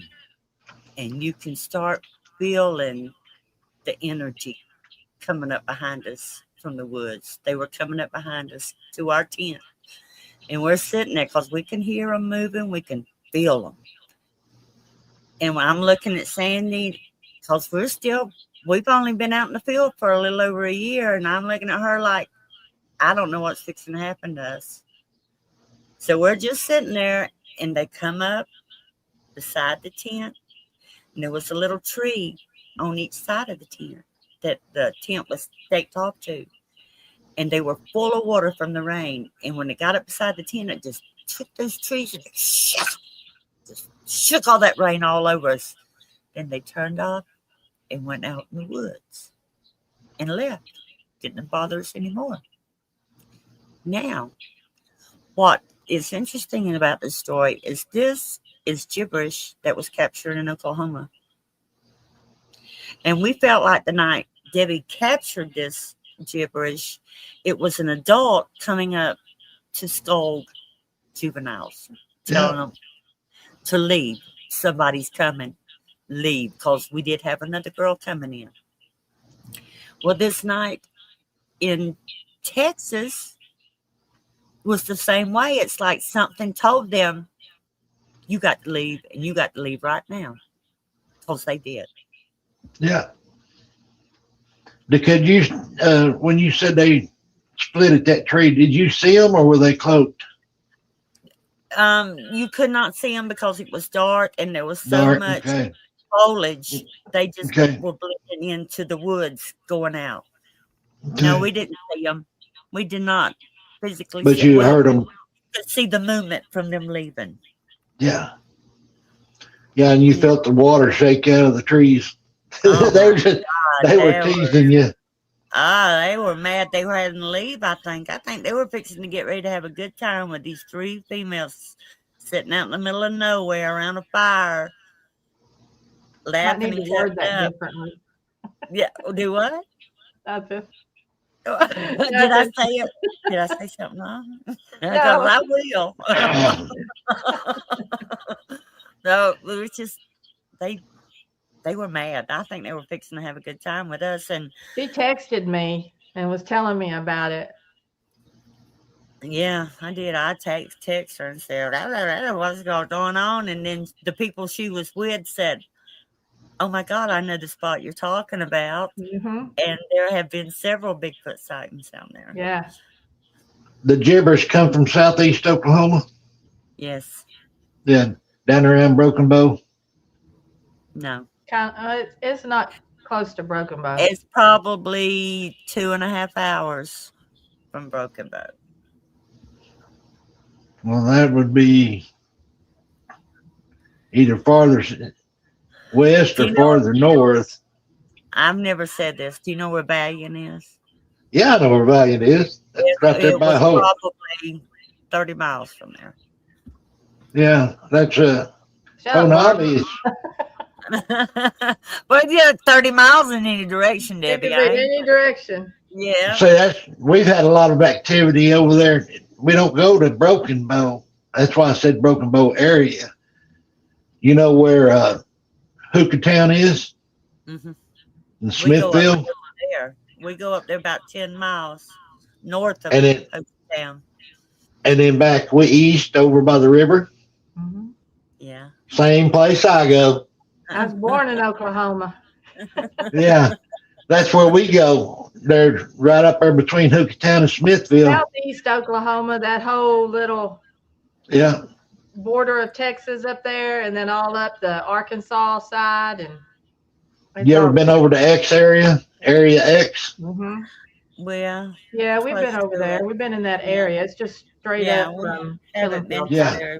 The Killing Field is a little south of there. Yeah. You been down to Panther Creek? Huh? Been to Panther Creek? Down south. Yes, I've camped at Panther Creek. That's where we camp at, Panther Creek. Have you ever been to that the water comes right up on, go around and then go in, and there's a hill back up in there. We had, that was me and Patty camping up there. We saw these red glowing eyes, several. It was more than one set. And you could hear whatever it was running up that hill. We were camped down closer towards the water. Yeah. And I mean, screams.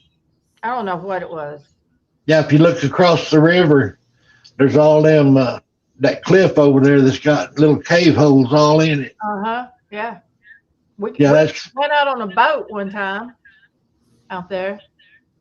That's where I over there. go camp. Have you ever camped over by the hanging tree? The hanging tree? Yeah, right across the road from the hanging. Places like that. We call it the hanging tree, but right across the road from it is an old timey dugout cellar that's inside the mountain, and the front of it. Creek? No, it's up a little ways from Panther Creek, probably about 10 miles. Okay, I hadn't been there. Oh man, we had a lot of activity at that place. Do you know where that's at, Barbara? No, I don't. That's where I got one of my pictures. the picture I've got of a Bigfoot and two dogmen right there within 5 foot of each Sure other. don't want to go over there. There's Dogman. I'm not a They, fan of Dogman. Saying that. Why? I got a pack of them right here. They watch over me just You like the keep Bigfoot them up does. there with you. I don't want them. And we've been down to Dogman Ranch so many times, had them come right up and camp with us there at Dogman Ranch. But see, Where that's is not that good. at? It's in west of Dallas or west of Fort Worth. I can't say exactly where it's at because it's private. It's over by Justin. You know where Justin's at? Yeah. It's over by Justin. Okay. Well, And see, we've had them come right up and camp down there. I signed up for Bigfoot, werewolves, and and dogmen ain't my foray. Yeah, Bigfoot's a I nut have house. Sandy and Debbie and myself all grew up not knowing we were doing this, but all of us grew up having the same recurring dream Yeah. about a werewolf. Yeah, I've heard y'all talk about that. Why don't you go ahead and tell that right quick? Go ahead, Debbie. I don't want to tell it. I don't like talking about Dogman. No, we did. Uh, We just stumbled across it as many years as we had researched together. Yeah, one I of don't know. you were telling it one night when we were all camping, sitting around the fire, and I was like, "Oh crap!" Yeah. yeah, I've heard y'all tell it, but a lot of people in chat had never heard it.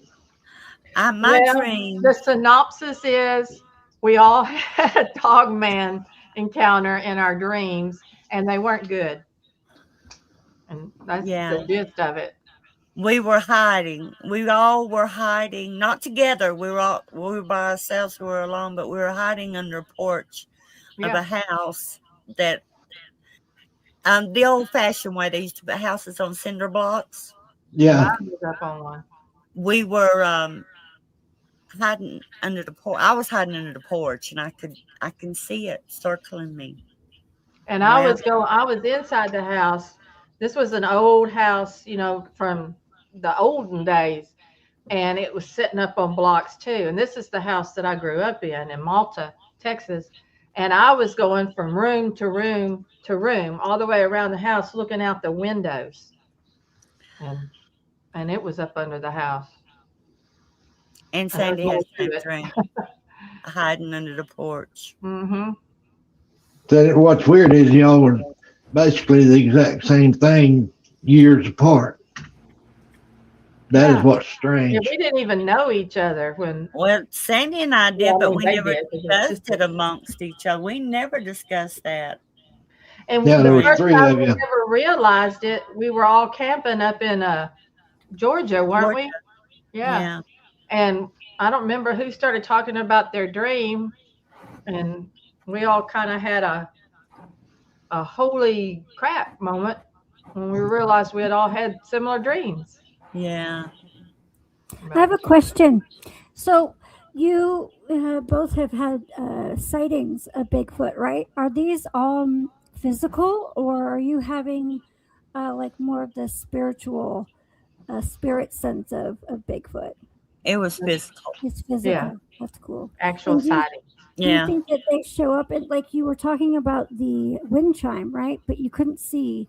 So do you think they're cloaking themselves, or are they coming in a different form, or you have no idea? I don't That's know. what baffles us. Yeah. Yeah, we don't even know what was doing the wind chimes since we couldn't see it, but we had been having Bigfoot activity there in I that feel like location. it was him. I'm feeling like it was him.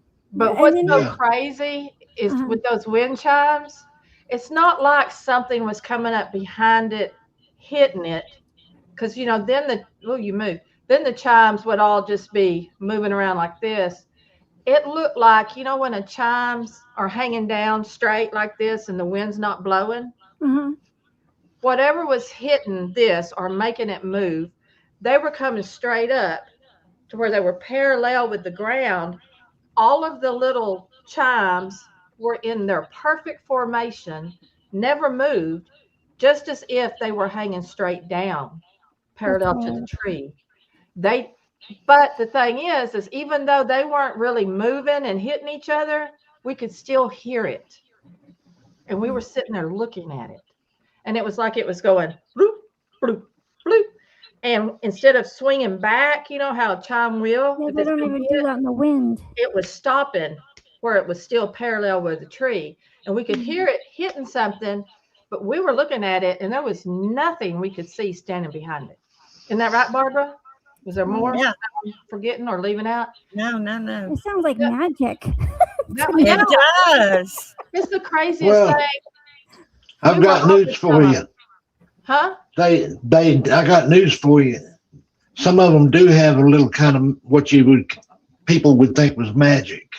Oh, I think don't so, doubt that they too. got all sorts of stuff. I think They've they have got- special abilities. They got abilities, and what's sad is most of the abilities they've got at one time we had, and we've lost all those abilities, or Yeah. most of us have.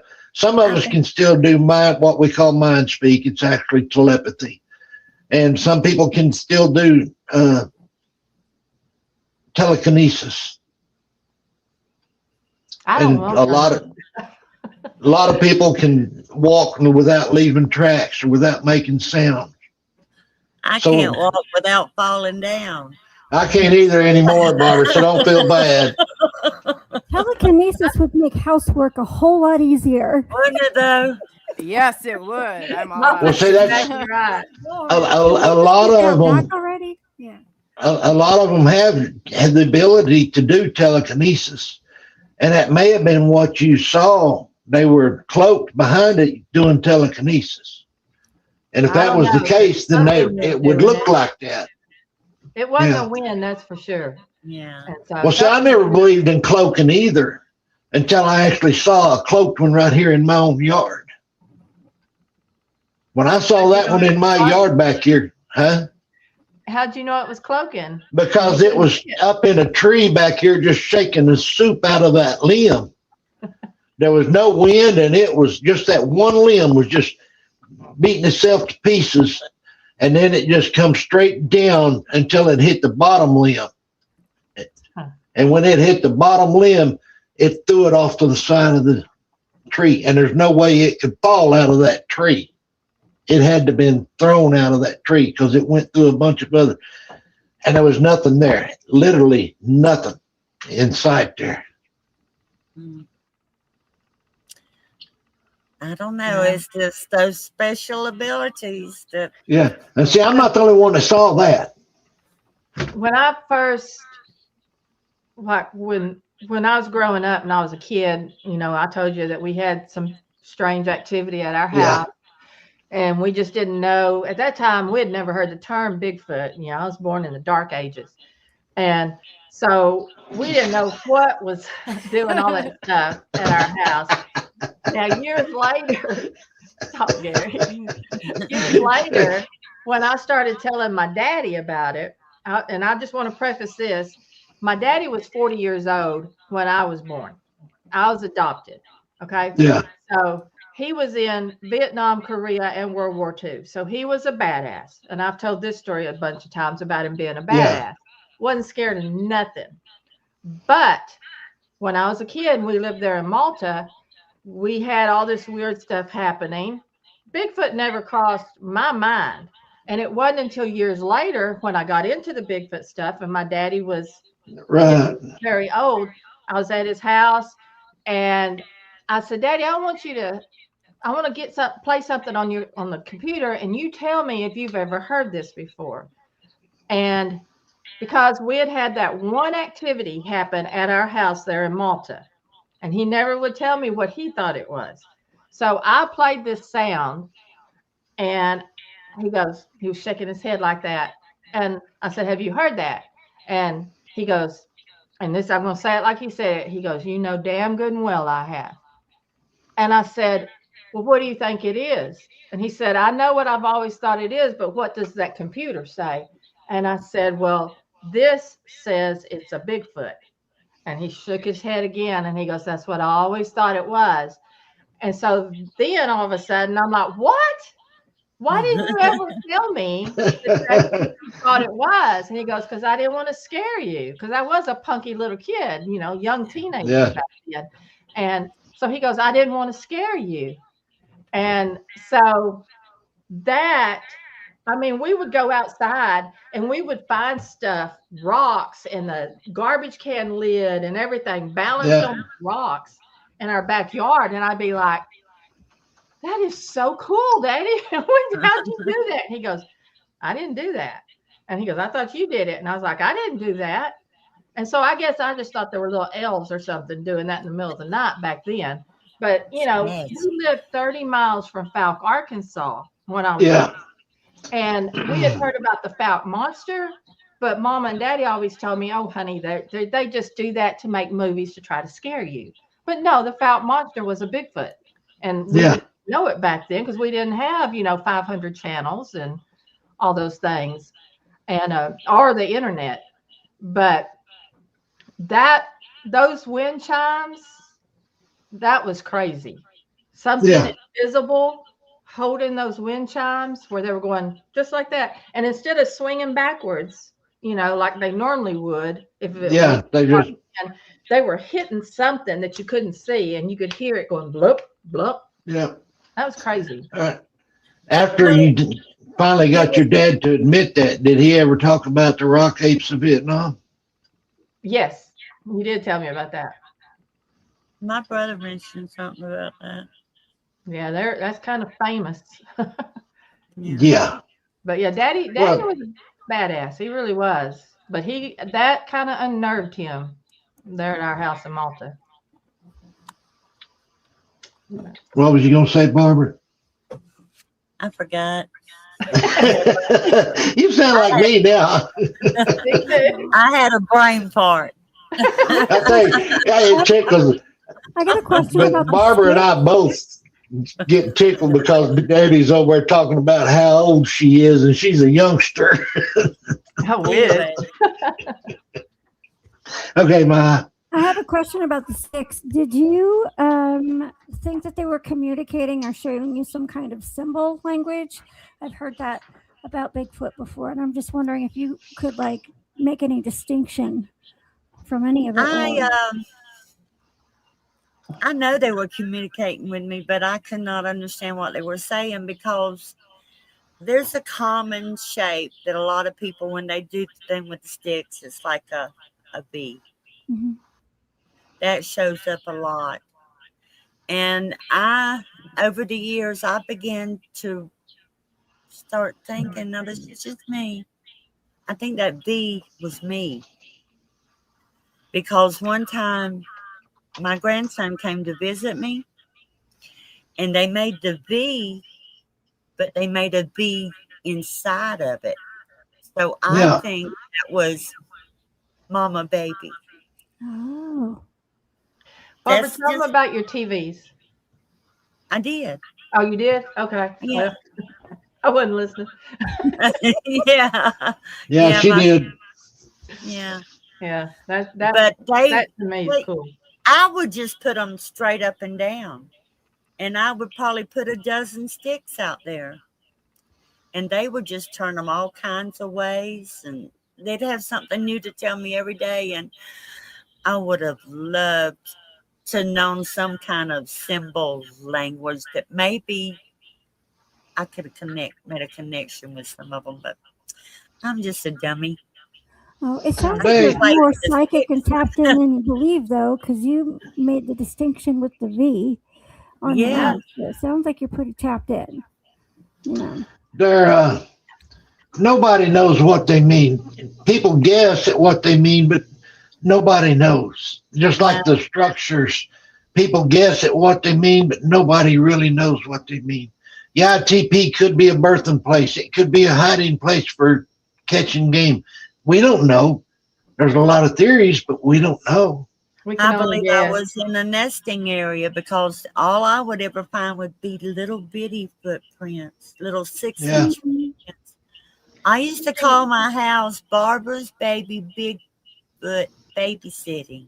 I want to they would come and play at my house all night. She would send us pictures of stuff and tell us stuff. And when she sent that deer leg that was up on her roof, that was pretty cool. Yeah, they did. They liked me. I have no doubt in my mind they loved me. But I think one of them loved my husband because every time he'd walk out of the house, they'd coo at him. He'd be like, maybe, Barbara, maybe it was cooing because he was leaving and was going to leave you by yourself. Well, that could have been too. I don't know, but he came in one morning. We were truck drivers, and he used to park his truck in the front of the house. And he went out to start his truck one morning, and I heard it as soon as he hit the porch. I heard that, ooh, and when he came back in, he said, "Someone's talking to me out there." I said, "I know, I heard it."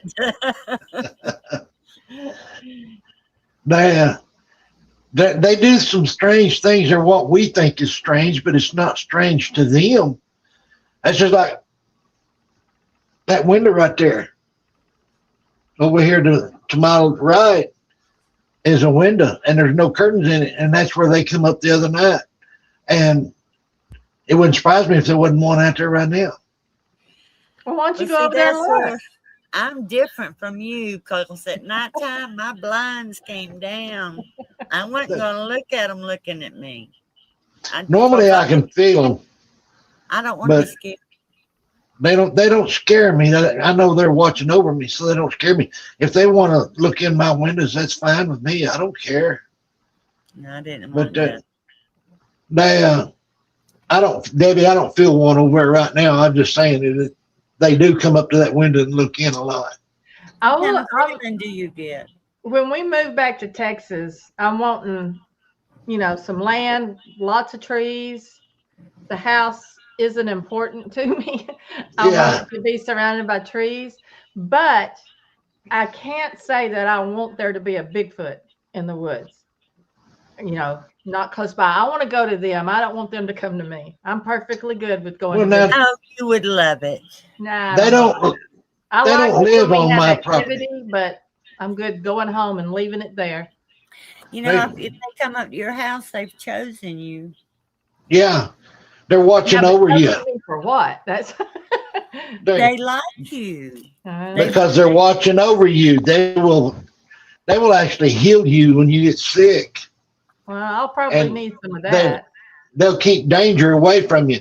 All right, to give you an example, I have hunted this place all my life. Well, since we've owned it since 71. We bought this place in 71. And I've been back there all over this place. Not once while I was back there did a mountain lion come up to me or a bear come up to me. They have never bothered me, even snakes. I've never been bothered by snakes because they have watched over me all my life. Right. And if they like you and respect you, and they don't even live on my property. They live a couple miles behind me back here, but they come up here all the time. But if they like you and want to watch over you, you're perfectly safe. Just like the other night when that dog man come up and run off that stranger that was zapping me. And that's not my word. Everybody on the show saw it. Well, I don't need dog man, that's for sure. Oh, if it was dog man now, you can keep him. Dog man's the one that healed me. He healed you. Yeah. A strange Bigfoot come up and was zapping me. And my alpha, that's the growling we heard on the bridge. My alpha sent the dog man up here to run that stranger off. And the dog man healed me. And like I said, everybody in chat heard it. Heard talk positive like that about a dog man. I think it's the first time they've healed me. Down there at Dogman Ranch, they did. And let me put it this way. It don't matter if it's a Bigfoot or if it's a dog man or any cryptid. If they want you, there's nothing going to stop them from getting you. I agree. And if dogmen were as dangerous and as bad as people say they are, none of us would be alive. Yeah, I just don't They like would- talking about Dogman. Because Yeah. of my dream, my fear. That is That's my mine fear. too. I can understand that. You've got PTSD from it, and I understand that. Well, what's so funny, Gary, is that Barbara, Sandy, and Barbara and Sandy are sisters. Yeah. But, I didn't know them up until the Bigfoot community Yeah. on Facebook, And then when we all got together, all three of us, wasn't we up in Georgia, Barbara, when we were talking about our dream? Yes. And I don't remember who started talking about the dream. I think I did, talking about the dream of being chased around the house. And that's when either Barbara or Sandy one said, I used to have a dream almost exactly like that. Yeah. And then I think Sandy said, well, I did too. Now you want to know why? With that, we think that's why we're all connected as well as we are and have been so lucky.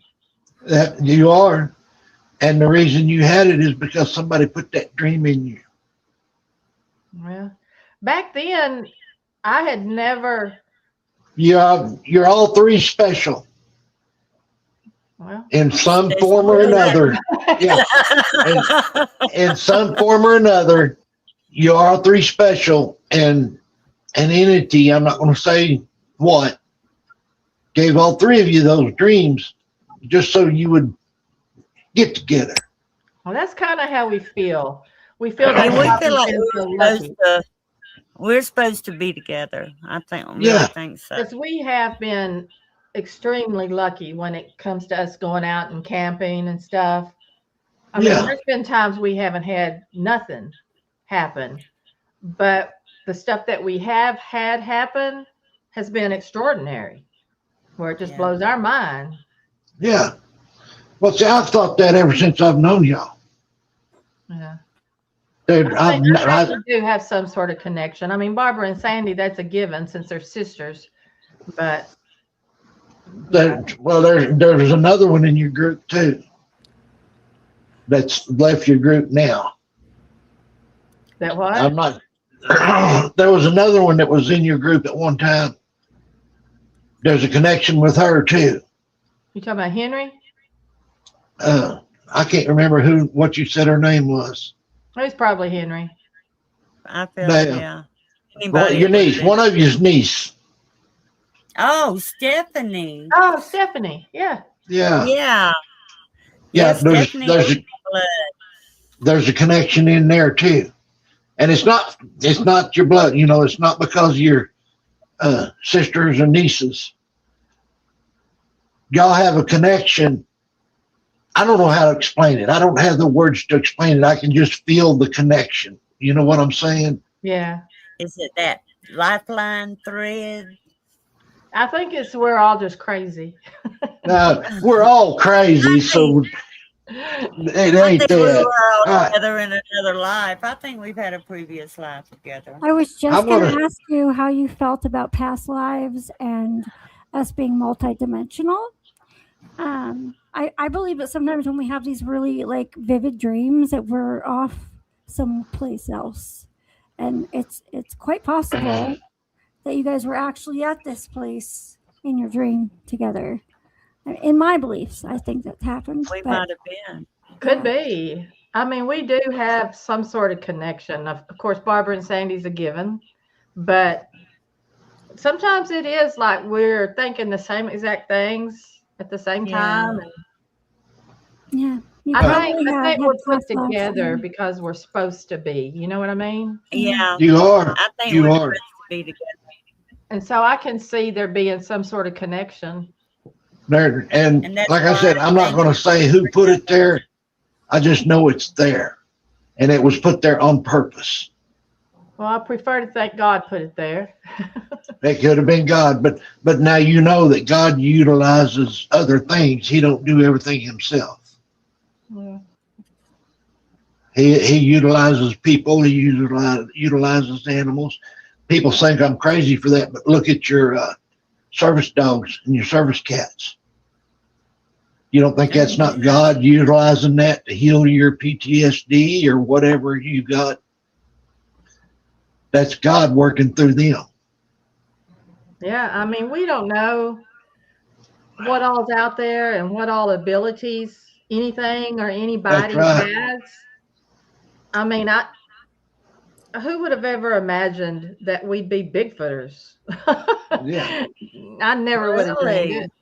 And No. so there's the possibilities are endless. Oh my God, I was 60 years old before I ever went in the field for the first time.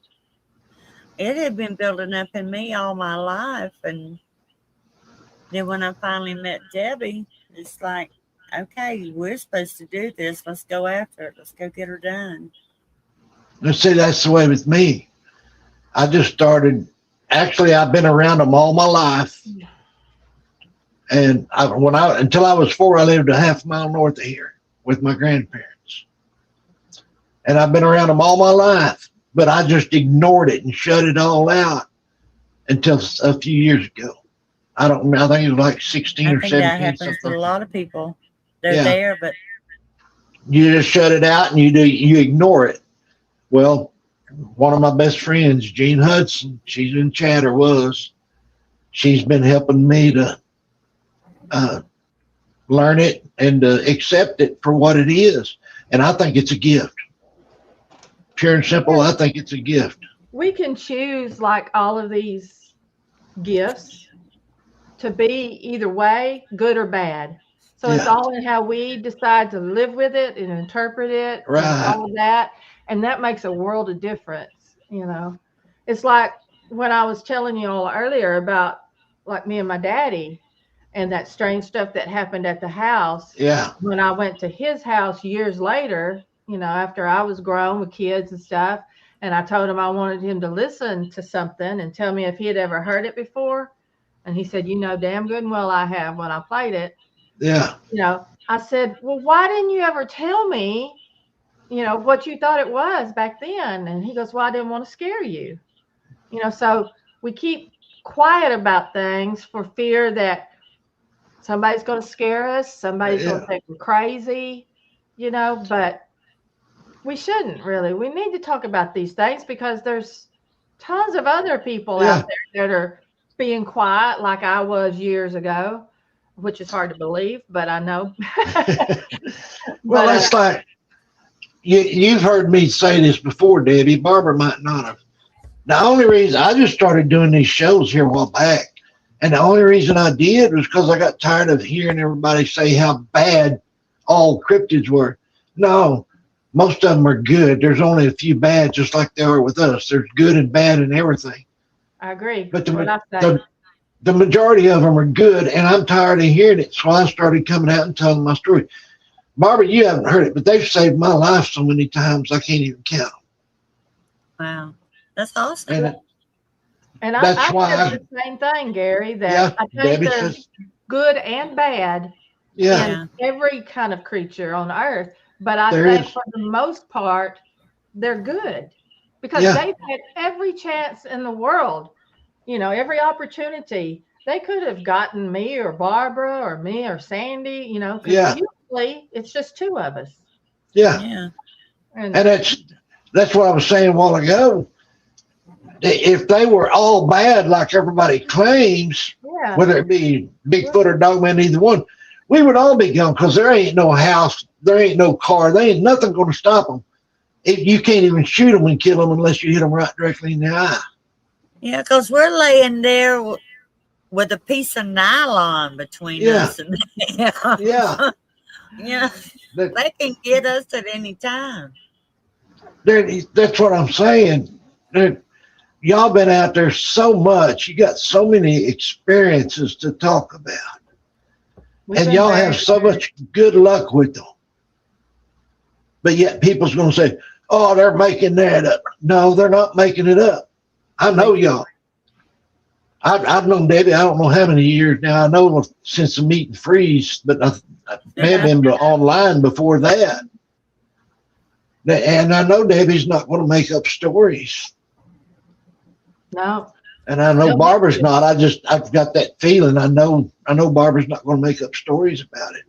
I don't know. I'm not. Because I'm not looking to get attention for myself. No. Yeah. I'm not. We ain't getting paid to do this. And No. what are we getting out of it? We're not getting nothing out of it other than helping people. And for years and years, you know, all of us, we didn't talk about this stuff. Right. And, you know, then Bigfoot becomes, you know, mainstream. Yeah. There's still a lot of people that think we're crazy, but there are, I think half of America probably know that Bigfoot exists. Yeah. Well, and if you get into the paranormal side of it, yeah, it's really hard to believe, which the majority of mine, granted now I've got daylight and nighttime sightings, but a lot of mine is the paranormal side of it. And people just don't, a lot of people don't believe it. My own family calls me crazy because of it.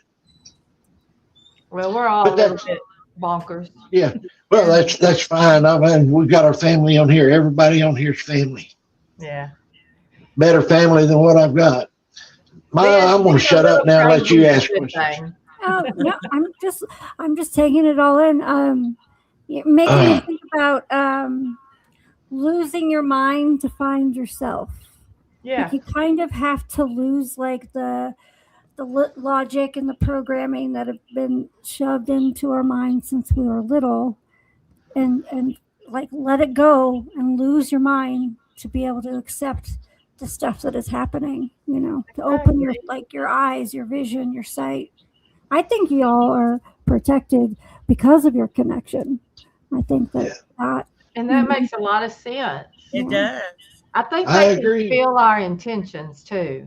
Yes. You know, I know they can. know we're not there to hurt them. No. We're fascinated by them.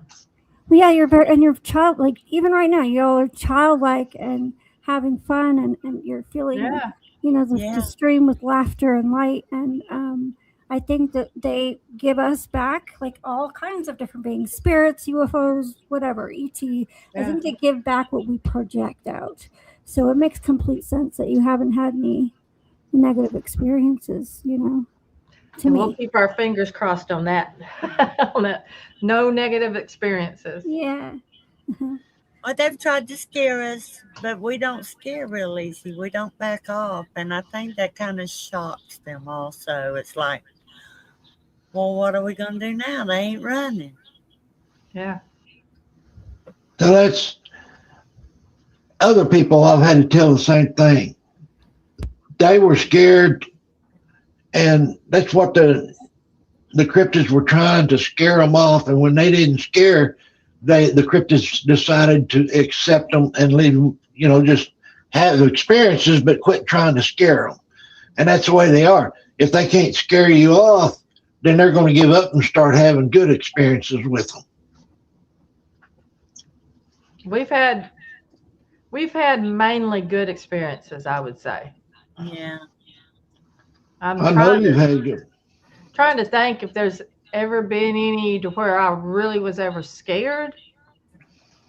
And the only time I remember you being scared is when you went out with Cynthia. Oh, yeah. Y'all were at Caddo Lake. Yeah, that was kind of scary. Yeah. That's the only time I've ever left a place. I had forgotten about that. But yeah. But it was being very intimidating also. It was. But it could have been they didn't like you being with another girl. Yes, that wasn't y'all. Well, yeah. Just because you left a place doesn't mean they were being aggressive. That happened to me at Dogman Ranch. Yeah. The alpha dogman said, "You're getting too close to my pups. Turn around." So I turned around and went the other direction. That don't mean he was being aggressive. He was just warning you to stay away from his pups. And that's happened to you, I know, more than once. Yeah, we've had them hit our tent, you know, and all sorts of stuff like that, and dragging the fingers on the roof and throwing rocks at us. I went live on Facebook when we were in Georgia, and we were getting rocks thrown on both sides into our camp. I went live on that because I thought, ain't nobody gonna believe this. But they weren't hitting you. No, They were just, No, yeah. They had a and video. they are deadly accurate. You are, you bet. Yeah, we Very had one come right between me and I don't remember if it was who was sitting next to me when that rock came. Stephanie. That's what I was thinking, and it just bounced down and bounced over to my foot, and I picked it up and took a picture of it. Yeah. But I did get onto him. I turned around and I said, that was too close. Yeah. Yeah. If you lay the law down to them, they're usually going to listen. Yeah. They do. We fuss at them a little bit. They hit my car with a rock one night. Oh, I didn't like that. Yeah. That's just like they were throwing at my trailer. And I said, now I know if you know that if you break one of my windows, I'm going to be very upset about that. And they quit. Yeah, it's funny because as a woman, we turn around and we shake our finger at them. Yeah. Well, that's what I said. If you lay the law down, normally they're going to obey that law. Yeah. Not always, but normally. If you got a rogue, of course, a rogue's not going to obey the law at all. It was funny when we were up there in Georgia and the boys had come and they were camped down from us, Barbie, remember? They didn't really have anything happen. But we had all sorts of stuff. Yeah, that's the time I was talking about. Yeah. I remember y'all talking about that. Yeah. I've watched all y'all shows back when you were coming on. Yeah. Well, we were really hoping that they would be able to capture something coming up to sneak up on us, but it reminds me of when I hear stuff behind me, like steps or shuffling when I'm sky watching. I do the same kind of mom thing, like don't be creepy and come up behind me. If you're gonna manifest, come in front of me. So I understand. Yeah. Totally understand. Well, hey, you girls too, y'all actually brought recognition because I do believe when y'all were in Northwest Arkansas, the newspaper actually did a pretty lengthy story on that. Oh yeah. yeah, That I forgot about that. I had too. Yeah. Yeah, that was pretty cool. We didn't know any of that it was cool. Yes, I mean that's just hey, recognition. And we are totally surprised by that because we never expected anybody was going to want to listen to us. And that's not what we started out to do. Yeah. We And camped as out there far by as- a cemetery then. Well, I've got that article saved somewhere. I can't remember. It was in one of the magazines up there too, but yeah, I saved it. If I find it, I'll send it to you on Facebook. Okay. Yeah, that was pretty cool. Debbie told me about that. Yeah, that was neat. Yeah. My sister was sitting at a red light one time and somebody pulled up beside her in the car and go, "Hey, is your name Sandy? Aren't you a sister of the moon?" That's pretty cool. How neat is that? I remember you telling me about it. I forgot about that. Hey, when we went to the LBL and I seen Larry and Debbie come up, I was like, oh my God, it's better than having Elvis here. Oh, my you goodness. crazy thinking that. Serious. I was like, oh my God, I can't believe I'm meeting them. So yeah, it's pretty cool. The thing about us is we don't do anything that nobody else couldn't do. Yeah, but I've been following y'all for years.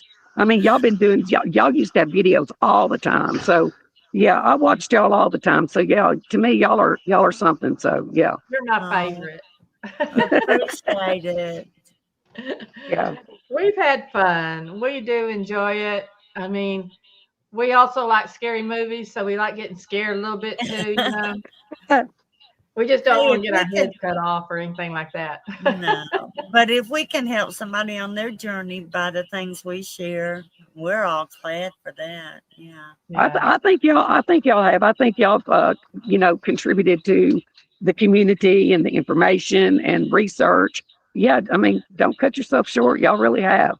Well, thank you. Well, we have taken a different approach, I think, than most people do. They go out there all serious and crap, and we go out there just cutting the pool. We just act natural, like we're just we're just being campers. Yeah. That's all I do is just go camping. I don't go out in the woods looking for them. I go camping and let them come to me. And, That's and right. cook a lot of good smelling stuff. Have a good camping trip, and Bigfoot's a bonus. Yeah. Yeah. I mean, if you think about it, when you go deer hunting, you get up in a stand and you sit there and you wait. You don't get out there and tramp through the woods making a bunch of noise and hoping you're going to kill a deer. It's not going to happen. Yeah. So it's the same thing. Yeah. And it depends on who you are. Music. Be patient. Yep. We dance around the fire sometimes. Yeah. Man, that's why some people, when they heard the Sisters of the Moon name, they thought we were witches. Yeah. We've been on 3 trips with my travel trailer. There you go, Barbara. 2 of them was in regular camping areas, and we had them come up and aggravating us in the trailer. They're shaking the trailer. Yeah. And that's in regular camping areas. I don't know if I'd want to be inside while it's shaking back and forth. As long as they don't turn it over, that'd be all right. Yeah. But well, we had them doing it up at LBL too the first night. Yeah.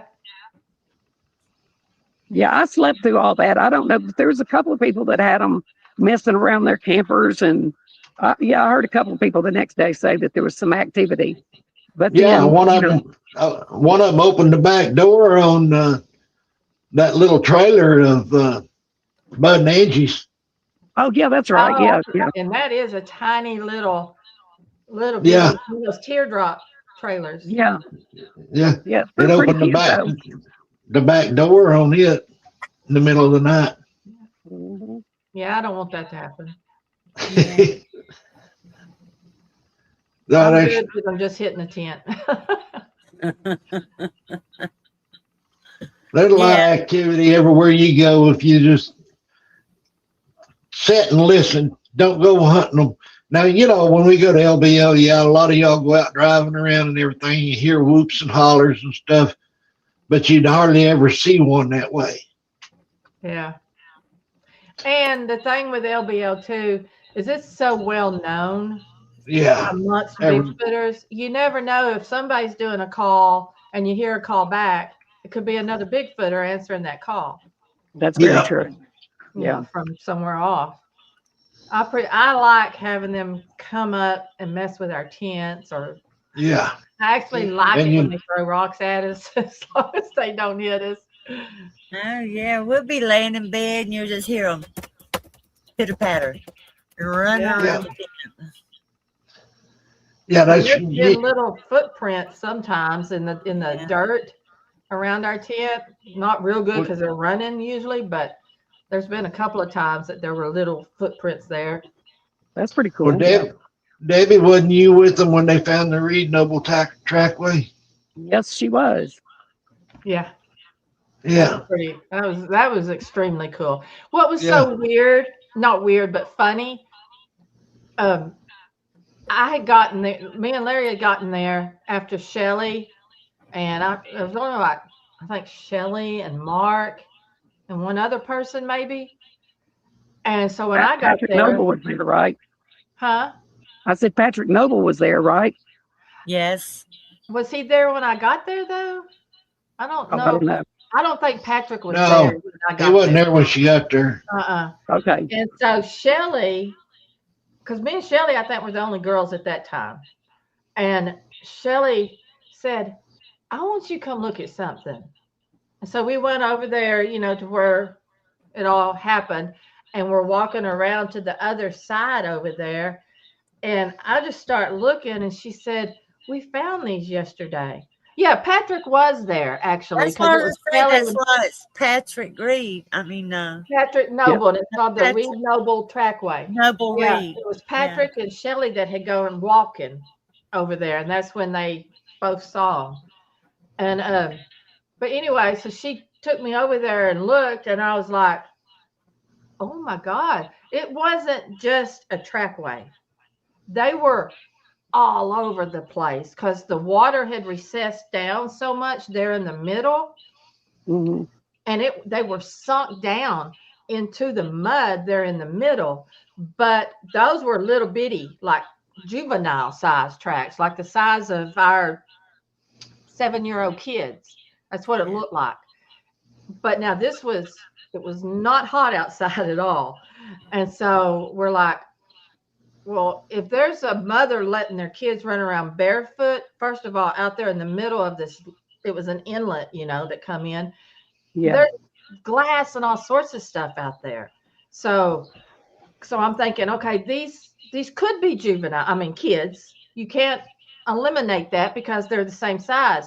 But then when you got over to the side on the actual where there's no water, there were these huge, dadgummit, I've got the casting that we made of one of them somewhere. Oh, I just knocked it dead. I get excited talking about it. But there was a huge one, about this big. Wow. It was 2 just tracks going all the way around to the other start of it, I would say. Long trackway. And then it went down and went all the way around the curve of that little bay right there. Yeah. And when it got up over here to, see, I'm talking with my hands again. When it got over to the right side, that's when the juvenile evidently had come out of the water. And so there were little ones and big ones side by side over there. And I mean, I have never, ever seen a trackway on the internet or anywhere that looked like that. And I said, oh my God, Shelly, we've got to get some stuff and cast these. So we drove 45 minutes one way to the north side of LBL to go to a place that carried cement and stuff that we could make, cast it with. We bought the buckets and all of that. There were so many tracks out there, but it was just the big one and the little one. And so we think it was the mama probably watching her baby running around out there. Yeah, Bama Murdoch took us over there and showed us where this area was, but when we were down there, a couple months ago, but the water was up, so we would have had to walk all the way around. So we just stayed on this side, but he explained and showed us and pointed and all that where it was. But that's a pretty cool little area. Bama had come up there that next day. Yeah, when we were doing the tracks at the meet and freeze. Mm-hmm. At that same place where you're talking about, up in the woods across the bay, is where Christine found that 24-inch track. Wow. And we found a 15-inch track and 3 10-inch tracks. So we figure it was the mama and daddy and the juvenile. But it's that same bay up in the woods above the bay, right? In the water right there. We found them in the snow, in the snow and ice. And you can see the toes and everything in the snow. Yeah. Did you take pictures? Yeah, but they got lost when my phone got broke. Oh, man. We found a nice trackway up there in Washington, Debbie. Yeah, that's true. Yeah, it had like 4.5 to 5 foot stride. Yeah. Well, what was strange about it was the same bay that y'all seen it. We think it was the same family. It probably was. Because it was what, a year later? The meet and freeze a year after y'all found the trackway? Yeah, I think it was. I think they stay pretty much in the same area. I don't They think do. they're far off. Yeah. Well, they might have probably do that because there are so many campers coming up in there. Yeah. Yeah. That makes sense. But yeah, that was freaking awesome. Yeah. Yeah. Just thinking about it. Well, for all the people that never have ever got to see anything like a footprint or anything, that was thrilling. Yeah. Yeah, I watched the video y'all made of it. Yeah. Yeah, and I was dressed up. It was Halloween when we were out there doing it. Yeah. And I was dressed up for Halloween, loading that cement into the prints. Well, it was somebody strange. recently took that picture and AI'd it and then it looked really pretty cool, because y'all were all standing there. Oh yeah. And just here recently, somebody put that on Facebook where they put it through AI. If you That was can pretty find neat. it, send it to me. I don't know if I saw that. Oh yes, I don't know who it was. Somebody put some AI picture of y'all, and it was really cool looking. Yeah, I'd like to see that. Yeah. And it was late. The meet and freeze was in the late March. It was cold. 17 degrees that one night. And that wind was blowing. Oh man. And I didn't have a heater in the tent until the third night when Larry let me borrow one from y'all. Yeah. He had brought his and I had brought mine. We've been up off the lake and it'd be so cold and the wind would be blowing that cold air off the lake and we'd have to surround ourselves with tarps. Yeah. So we could have like a windbreak. So we could have a little fire. It would just be so cold. Yeah. That was miserable. Yeah. It was miserable. But it was a good time anyway, even though it was miserable. Oh, you do it 100 times. Yeah. Yeah. Yeah. Everybody had a good time. It's always a good time though when a bunch of Bigfooters get together usually. Yeah. I'm just scared that now we won't be going back to that area anymore because they went up so much on the price. Yeah, true. How much? Oh, they went up. You didn't know about that? Oh, well, I don't pay it, so.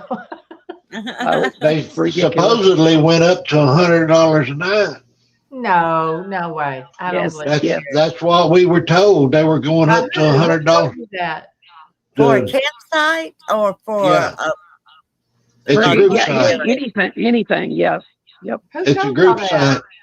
The people that was rented from. Well, I'm going to Google it real quick. They're trying. I think what they're trying to do is sell a bunch of that property because somebody had told me there's a lot of that property for sale and they're wanting to build these big houses along these lake areas. And if you think about it, where we were at, right there between Barkley and Kentucky Lake, they're trying to, but I'd heard that there was parcels for sale along the lake. Not there. This is Kentucky Lake. This is federal. The federalists took over. Yeah, the federal, they're releasing the feds are releasing some of that land, is what I've heard, so that they can, I guess sell. I don't know what the deal is, but you can find information on it because the realty places are listing these places for sale. So you can find it. Primitive backcountry camping is $10 for a 3-day permit. And it's never where at that place it was $40 a night. And it says camping rates at Land Between the Lakes National Recreation Area start at $10 per night, depending on. See, I don't have I guess I could put my glasses on. Depending on the location and amenities. While primitive backcountry camping costs $10 for a 3-day permit. Yeah, that's pretty much for backpackers that you backpack now, in. An annual permit, you can get an annual permit for $50. But that's not where we were at. Where we were at was $40. And I'm not going to say his name, but who usually rents it. They told him it was going up to $100. But that's for anywhere. Debbie, you're probably looking up individual prices. But when you've got electric sites are $26 per night if you want electricity. But that's only for tents? Yeah. For RVs? Now at Wranglers, Hillman's Ferry, Piney, and Energy Lake, which those are major developed campgrounds. Mm-hmm. If you want electricity, it's $26 a night. And if you want the full amp hookups, for like trailers and stuff, they're $40. And then you can rent a primitive cabin for $50 to $75. No, I'm just telling you what they told who. Well, I think they told who wrong. or you know who heard it wrong, maybe. I don't know. No, they're supposed to be going way up on it because they're trying to stop the camping there. Well, I just don't see that happening, really. I really don't. I think that's a rumor that got started somehow. Well, like I said, that's what they told him. Well, according to Google. Yeah, but the Google don't list that area. Google doesn't list that area whatsoever. Well, what do you mean? I just Where pulled we it up camp on at. Google. Not where we camp at. It's talking about all of the primitive campsites and everything. It talks about renting the cabin. That's the group campsite. Well, I know, but you might have to go on the other side of that little lake inlet. You might have to go to the Bureau of Land Management or whatever, directly to their website, like Game and Fish or whoever. Who are they owned by? Federal Land? What, Bureau of Land Management? Yeah. Or who would that be? All right. Well, I have something to toss in here. Why was he having to get a head count unless they were going to charge a certain amount for so many people? Yeah, that's another thing they changed. They didn't. Who had the head count? Spencer was on head count. Don't. Yeah. The person that rented it had to have a head count within 10 people. It could not be over 10 people off. Well, Spencer rented that whole side on the other side of that campground, and there was over 100 people there.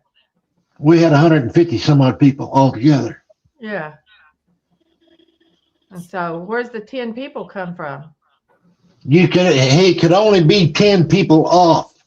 Everybody had to sign up if they were coming. Okay. I see what you're saying now. Yeah.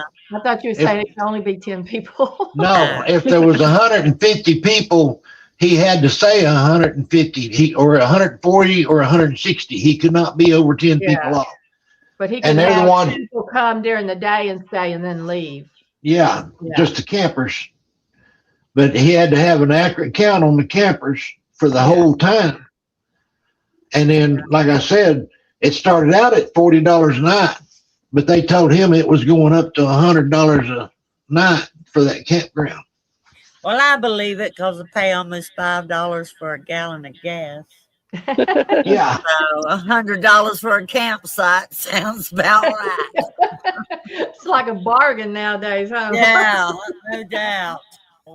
I mean, yeah, granted, that's for 150 people to camp there, but still, if you go up there for 5 days, that's $500, whether there's 10 people or 100 people. It's $500 a day? Yes. That's ridiculous. It was $40 a day, no matter how many people was there. They're going up, according to what he told us, they're going up to $100 a day, no matter how many people is there. But you have to have an accurate count, and there is no selling whatsoever. You're not supposed to pack any weapons in there. Oh, I can't go. And we were not supposed to leave any firewood. You remember that time Mr. Tucker brought all He did this time too. He did this time too. He brought a lot more the time before. I mean, we had He brought 2 loads. That would have caught the sky on fire. Yeah, he brought 2 loads. The meat and freeze, we had 2 loads, and this time he brought 1 load. Yeah. Oh my gosh. And we still had we left wood. We wasn't supposed to, but we left firewood. Yeah. They're changing. They're making changes that I hope we can keep going back, but I don't look forward to it. I mean, I got a feeling we're going to end up changing somewhere else. Well, that's a nice area, but honestly, it's not the only place Bigfoot's at. Oh no, they are just about anywhere you want to go. The meet and greets, we don't go for the Bigfoot. We go to see everybody. That's for the camaraderie. Yeah, to camp out with everybody. I mean, I went up there on Tuesday and stayed till Sunday. I'll tell you, if any of y'all want to go somewhere really nice, and I'm going to tell you that Jasper, that J3, the Gap that they have, that place is really awesome. You know, they've got UTVs that come to your campground that carry you around. They bring your ice to you. The ice was $1 a bag, and down the road it was $7.50 a bag. Oh And my here God. you are. So once you come on their property, they tote you around. Whatever you want to do, they've got water. It is beautiful. Yeah, And they so can't handle 100. No, I don't know how many people that they could handle. It's a pretty big area, but I'm just saying, just for it was a really nice place. Is this Really, Jasper, really nice. Arkansas? Yeah, it's up in Jasper, Arkansas. Yeah. Okay, because I've been to Jasper, Texas, Bigfoot too. Well, they can't handle as many people as comes to our meet and greets, though. Yeah. Yeah, I'm not sure how many people. We had 150 people, over 150 people at this last meet and greet. Joan hit the nail on the head, Gary. You see what she wrote? Or Jean, I mean. See what? Yeah. But then it wasn't right. This time Greg only cooked one night. He didn't cook Greg's every night. falling down on his job. Yeah. We need to talk to him. Well, I went up there and offered to help him cook, and he wouldn't let me. He told me to go do what I was best at, and that was meeting people. That's how the guys were camped down from us. Us girls were sitting up on top of the mountain eating weenies or tuna fish or whatever, and was down there at their camp cooking them pork chops and all kind of good shit. Yeah, too bad Cindy ain't in here. They wasn't saving the sign of it. Every time we went camping, we had steaks. We didn't, Lori, we didn't have steaks with you, did we? Yeah, we did. We had steak, and then we had the hamburgers, and I don't know, we had all kinds of stuff. Well, we weren't starving. We were not starving. Away from that, I'm afraid of all that good smelling stuff bringing in stuff I don't want around me. So well, it does. We don't want Bigfoot. We need simple. We don't want any wolves or eggs. I've got a picture of a Bigfoot and two dogmen and within 5 foot of each other while I was cooking bacon. Well, we had bacon on the opposite end from you from now on. What about bears and lions and tigers? Oh my! Tigers and bears. Yeah. Hey, you was on the opposite end, Debbie. Y'all were around the corner around there, and I'm over there by the water. We like privacy. And at the meet and freeze, y'all were all the way up in the corner, and I was down there by the road. Well, you always get away from me. We were trying to get it back behind some trees. Hey, it was nice when we got there. Yeah, it was like 70 degrees when we got there the first day, and the next day that ice hit, and oh my goodness, the temperature plummeted all the way down to 17 degrees. It was cold. Man, I'm just glad I always come prepared. Yeah, I was right down there by the road where all the wind was hitting me. Yeah. But I always come prepared, and I had coveralls, insulated coveralls, plus big coats. So Christine didn't have nothing but a little light sweater, so I let her have my big coats. She usually sleeps in her car, doesn't she? Well, not that time. She was in one of my tents. Oh, okay. Where was that place? That my munchos. Was it Alabama? Where we were Sure. like a year or two ago? Yeah, we went to Alabama. Yeah. That was a nice place. It was very secluded, you know, all the little areas. Yeah. Trees. Yeah, we may be shut out of that place now too. I hope Shut not. out of it? Yeah. Why? Well, a group went in after us and kind of messed everything up. But they weren't part of our group. No, they wasn't part of our group. Yeah. But they may stop. That's a hunting lease, and they may stop it. They may stop these big camp groups of people from coming in there to camp. Now, we don't know. We haven't found out yet. But they did it. You've heard of the grist mill.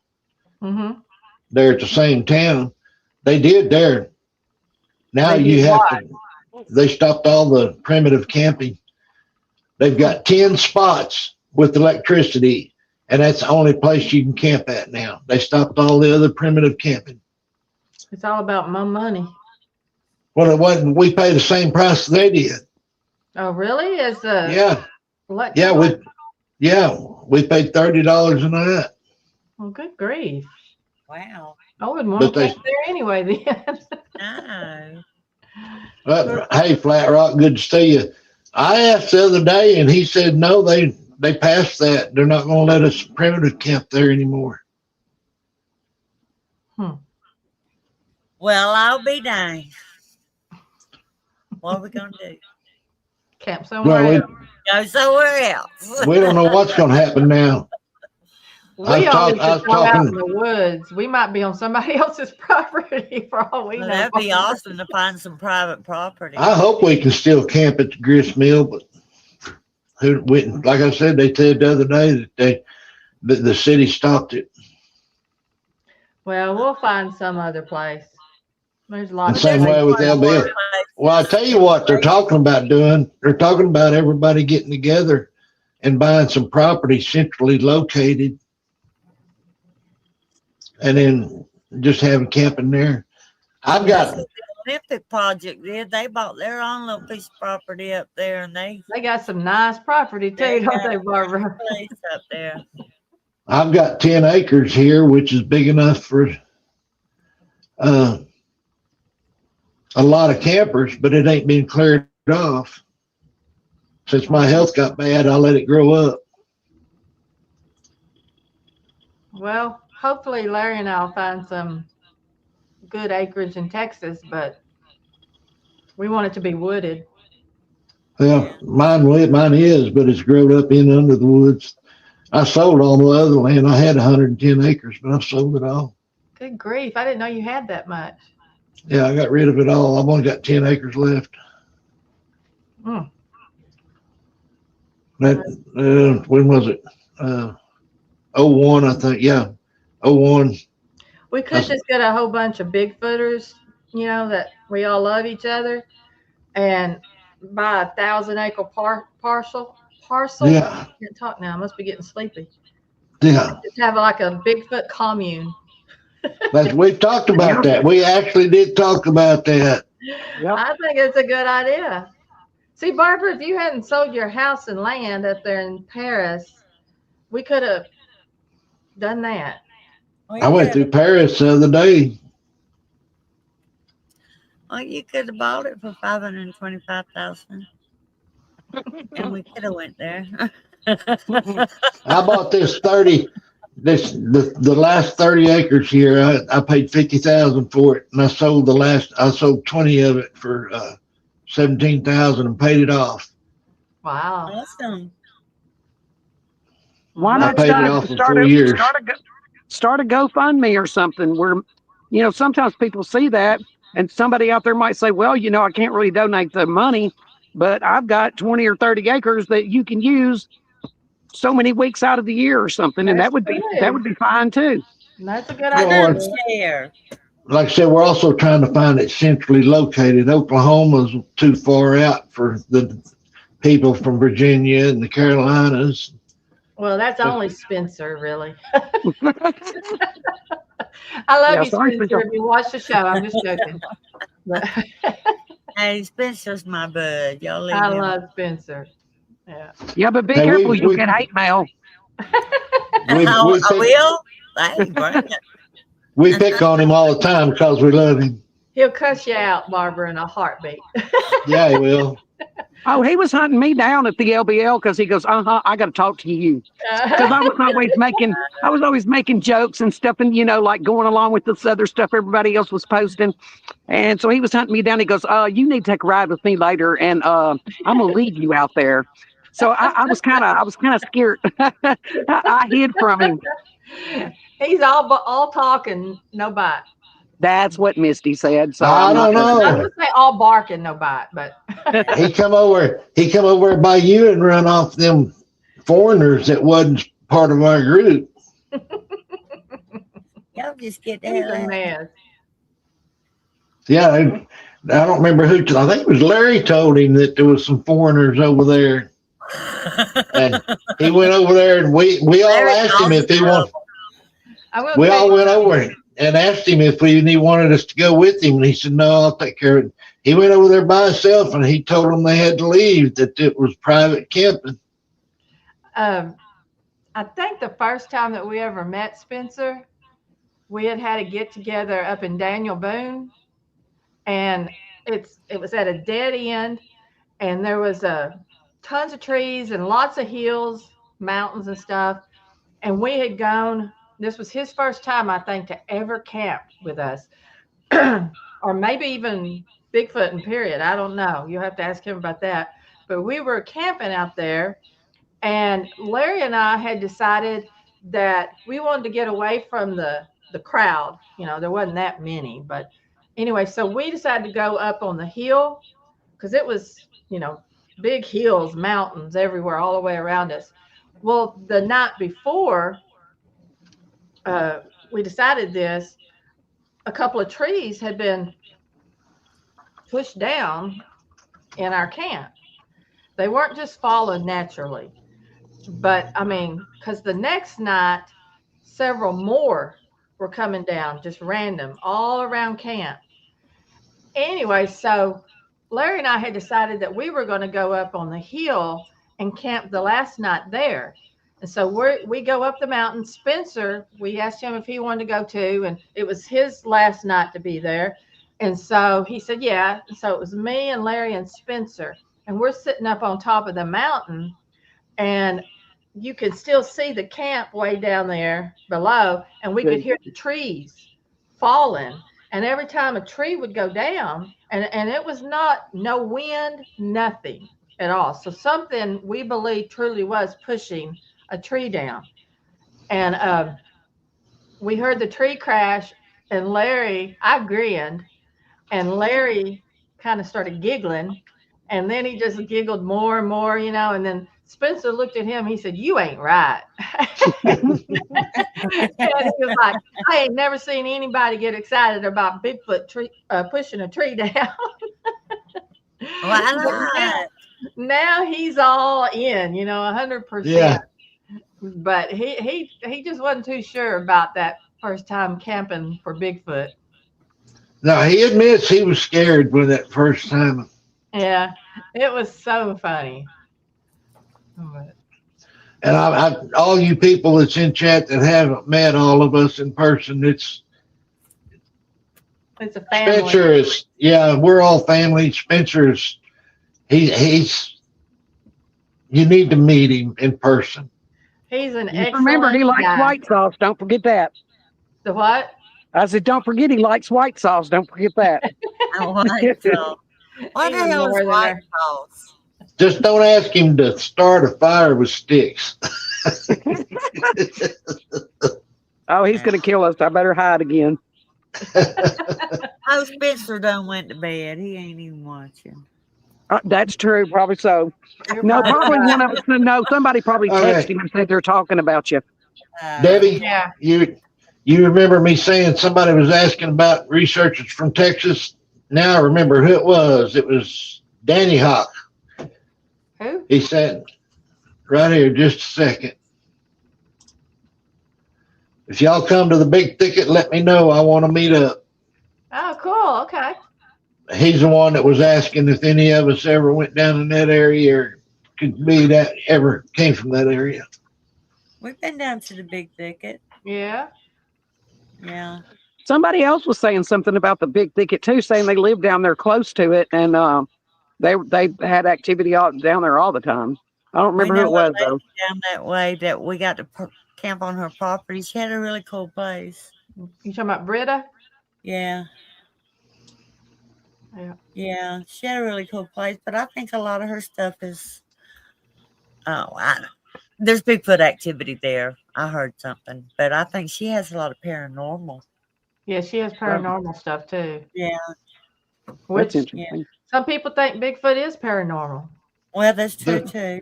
It's combined. Yeah, it's combined. Yeah. There's paranormal along with. Something whispered my name into my recorder and I didn't see anything over there. I Yeah, thought it was Barbara that's something. Oh shit, that's down something I in was going camp. to mention earlier. That when you captured that, saying your I'll name, be right back. it was in broad daylight. Yeah, yeah. It was broad daylight, And it and there sounded like was it was just right there next door to my whispering. left. And you can hear me on the recorder going, "There's Miss Barbara," and I look over there, and there's no Barbara there. It was not, man. But it went, "Hey, Debbie," and it's on my recorder. My other recorder I already had hanging out. I have a question. Uh-huh. Do you think the paranormal and all the different phenomenons are connected, or do you think they're separate? I think there's a possibility that they're connected somehow. Now, how? I don't know. But there's just there's people out there that have supposedly seen Bigfoot and Dogman together, you know, and well, Gary saw two of them together. That's what he was just talking about a while ago. Oh, well, you know how my memory is now. But so I think it's possible. I really don't know, you know, and that's probably something we'll never know, to be honest, as far as I'm concerned. People see like the orbs with the Bigfoot too, and sometimes star people like UFOs with them too, or ghostly type things happen. So I feel like there is. I had actually started talking about something earlier, and I think I got carried away into another conversation that I was talking about. But when Gary and I were talking about LBL,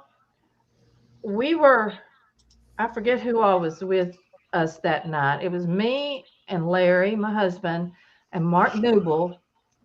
And it seems like there was somebody else with us. And we went to a place at LBL, and it opened up. It went up a hill, and the open area was all just grass. But it was surrounded on three sides by nothing but trees, thick trees. And these are big, huge, tall trees. And we were standing out on the road, and we were going to do a call. Well, I want to know where everybody's at, you know, so if we do hear something, I can say, well, so-and-so's in that area or whatever. So Mark, our friend Mark, had taken off walking down the road. And of course it's dark. It's real dark outside. We don't have any lights on or anything. And so I'm trying to keep an eye on him to see where he's at. And as I'm looking towards him, I forget who did the call to my left. I don't remember if it was Larry or who. And so I turned real quick to look to see where that come from. And when I realized it was a human that did that, I looked back towards how it's starting to go up the hill. And before I can look up the hill, I see something out of the corner of my right eye where the trees are on my right side. And these are big, tall trees. And there is this orb. It's a white orb. And it was right above the tree line. And I had looked down there, because Mark was in that area. And so when I looked again, that's when I saw that orb. And it's moving really slow, but it's staying level with the tree line all the way. And I hit Larry. I just reached behind me and I hit Larry, and I'm telling him to look with my fingers. So this orb is solid white.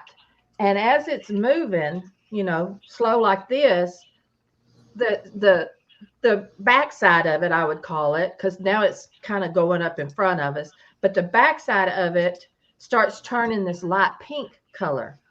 And as it's turning pink, the rest of it's white, and you can see there's movement inside this orb. And to me, it looked like it was about this big up there.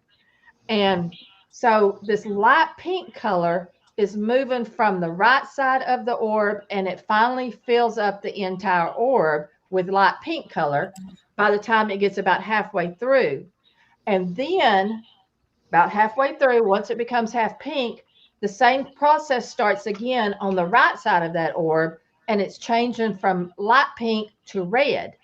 And so once it finally gets down to the end of the tree line where it intersects with the tree line that's directly in front of us, that orb completely disappears because as that orb disappeared, somebody behind me did the call. I looked to see if it was Mark Newble doing the call. It wasn't. So I looked back up there where that orb was at. It's not there anymore.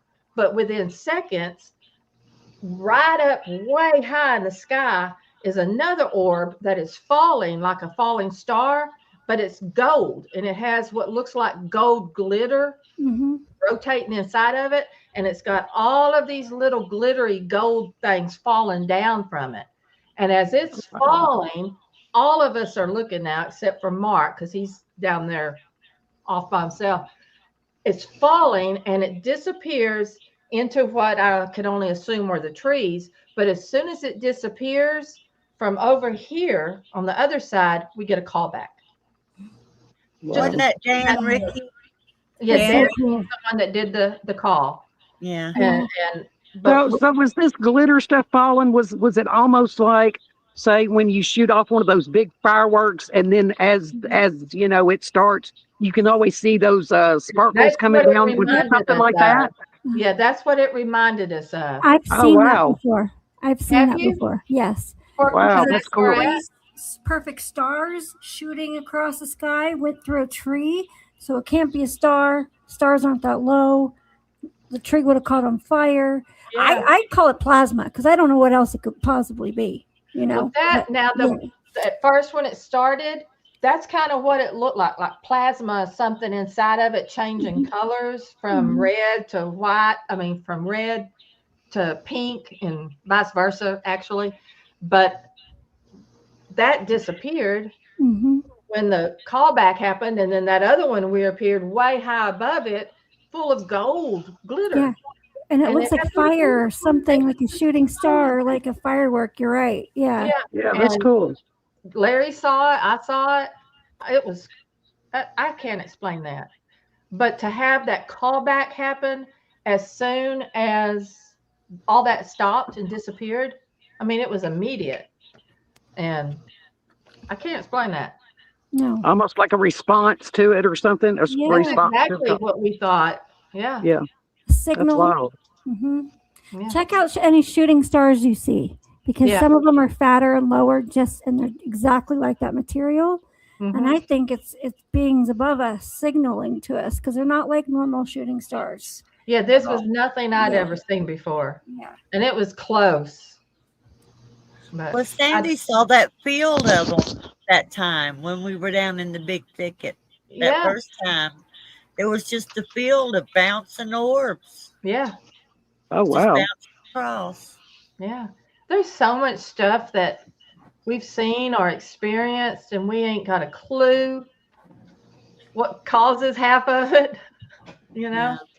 There's so much out there that we don't know. No. Yeah, never will know. And if anybody says they are an expert and know what they're talking about, better run, because they don't know squat. Yeah. I won't. They're all just trying to figure things out like we are, but yeah. Well, I think y'all for coming on and sharing y'all's experiences and stuff. It's really interesting, and there's a lot of information there for people to gather. You know, especially if they've never heard any of the things y'all have to say and the experiences and so forth. You know, everybody's out here trying to put together a puzzle piece, or pieces of the puzzle. And y'all have contributed a lot. And Barbara, I'm really glad to meet you. Oh, thanks. Nice to see and maybe one day I'll meet you in person. But I'm glad that I got to meet you. And but I mean, I was really glad when y'all were going to come on. So I appreciate everything y'all shared with us for sure. Oh, we love to share. Everybody's acting like we're shutting down. We're not shutting down yet until the girls are ready to shut down. No, I wasn't meaning it like that. I was just wanting to get that in because sometimes in chat, everybody's in chats. Oh, are they telling each other bye? Well, they probably thought that I was just saying, "Hey, I'm glad y'all are here. See you later." Yeah. No, that's not what it was. I was just making sure I, let y'all know that we appreciated y'all having y'all on, and we enjoyed these stories, or not really stories, but these experiences. And it's very valuable information for people out there. I think it's really good. Coley, I'll take care of it. We love what's going on, Bart. Debbie, what's going on is they. StreamYard has now started shutting you down at 4 hours exactly. Oh, wow. every show we've had lately, they have shut us off at 4 hours. And even if we go backstage, they'll give us about 10, 15 more minutes backstage, and they shut us off there too. Well, Really? I didn't know they did that. Yeah, Wow. they're shutting us off backstage now too. Well, we got an hour to go. well, Not quite. We Barbara's got like, I 50 don't. minutes.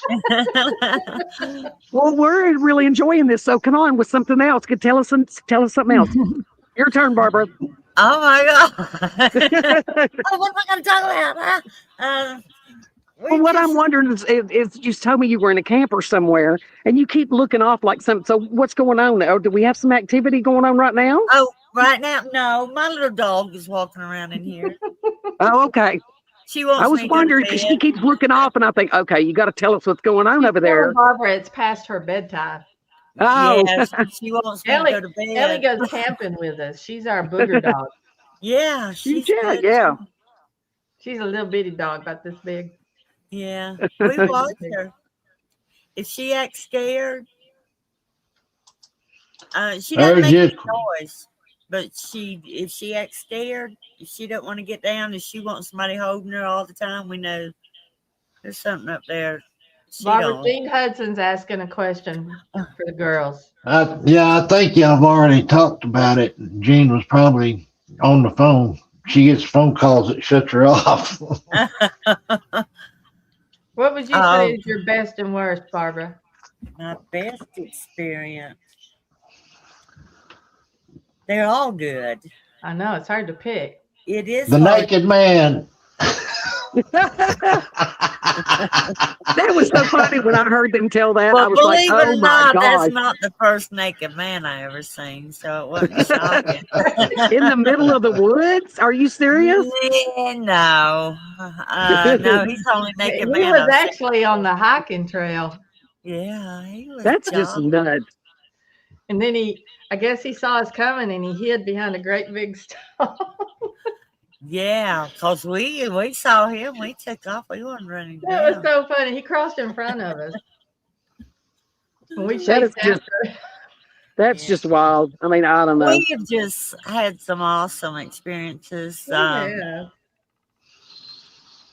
And we never expected it. We never thought that we were going to experience the things we had. We thought it'd be like going out, maybe hearing a wood knock every now and then, or maybe a call. A howl, or but Yeah. somebody said, well, they might walk through your camp. We thought, you're full of my damn leg. They ain't nothing gonna walk through my camp, but they do. They come up, they'll circle us. We just jive with them, I guess. I don't know how to explain it. Maybe, hopefully we put off a good aura. Yeah. Yeah. I mean, Well, you're not out there threatening them or hunting them, or you're not doing that. Even though we carry, we don't ever let our weapons be seen. We try not to, at least, But we all, since we're women, especially, we all have weapons. Debbie, I carry everywhere I go, but I tell them when I get there, this is not for you. It is for tweakers or hogs. Yeah. You think they know what tweakers are, Gary? Oh, I'm sure they do. They're out in the woods. I'm sure they've seen it. You think they got nicknames for all of us? They know I'm not there to hurt them, so they don't care if I carry. And that's the thing too. If you go to the same spot more than once, on a regular basis, I think they get used to you. They do. Yeah. I mean, I think they're used to us, Barbara, or they were. We hadn't gone out in a long time. I guarantee you that you go out there to that, they're going to welcome you. And they probably seen that. They probably seen the idiot that was there before you that messed up the woods and everything else, and they probably thought, yeah, you need to be carrying. So yeah. Yeah. Well, Barbara, what is your best and worst experience?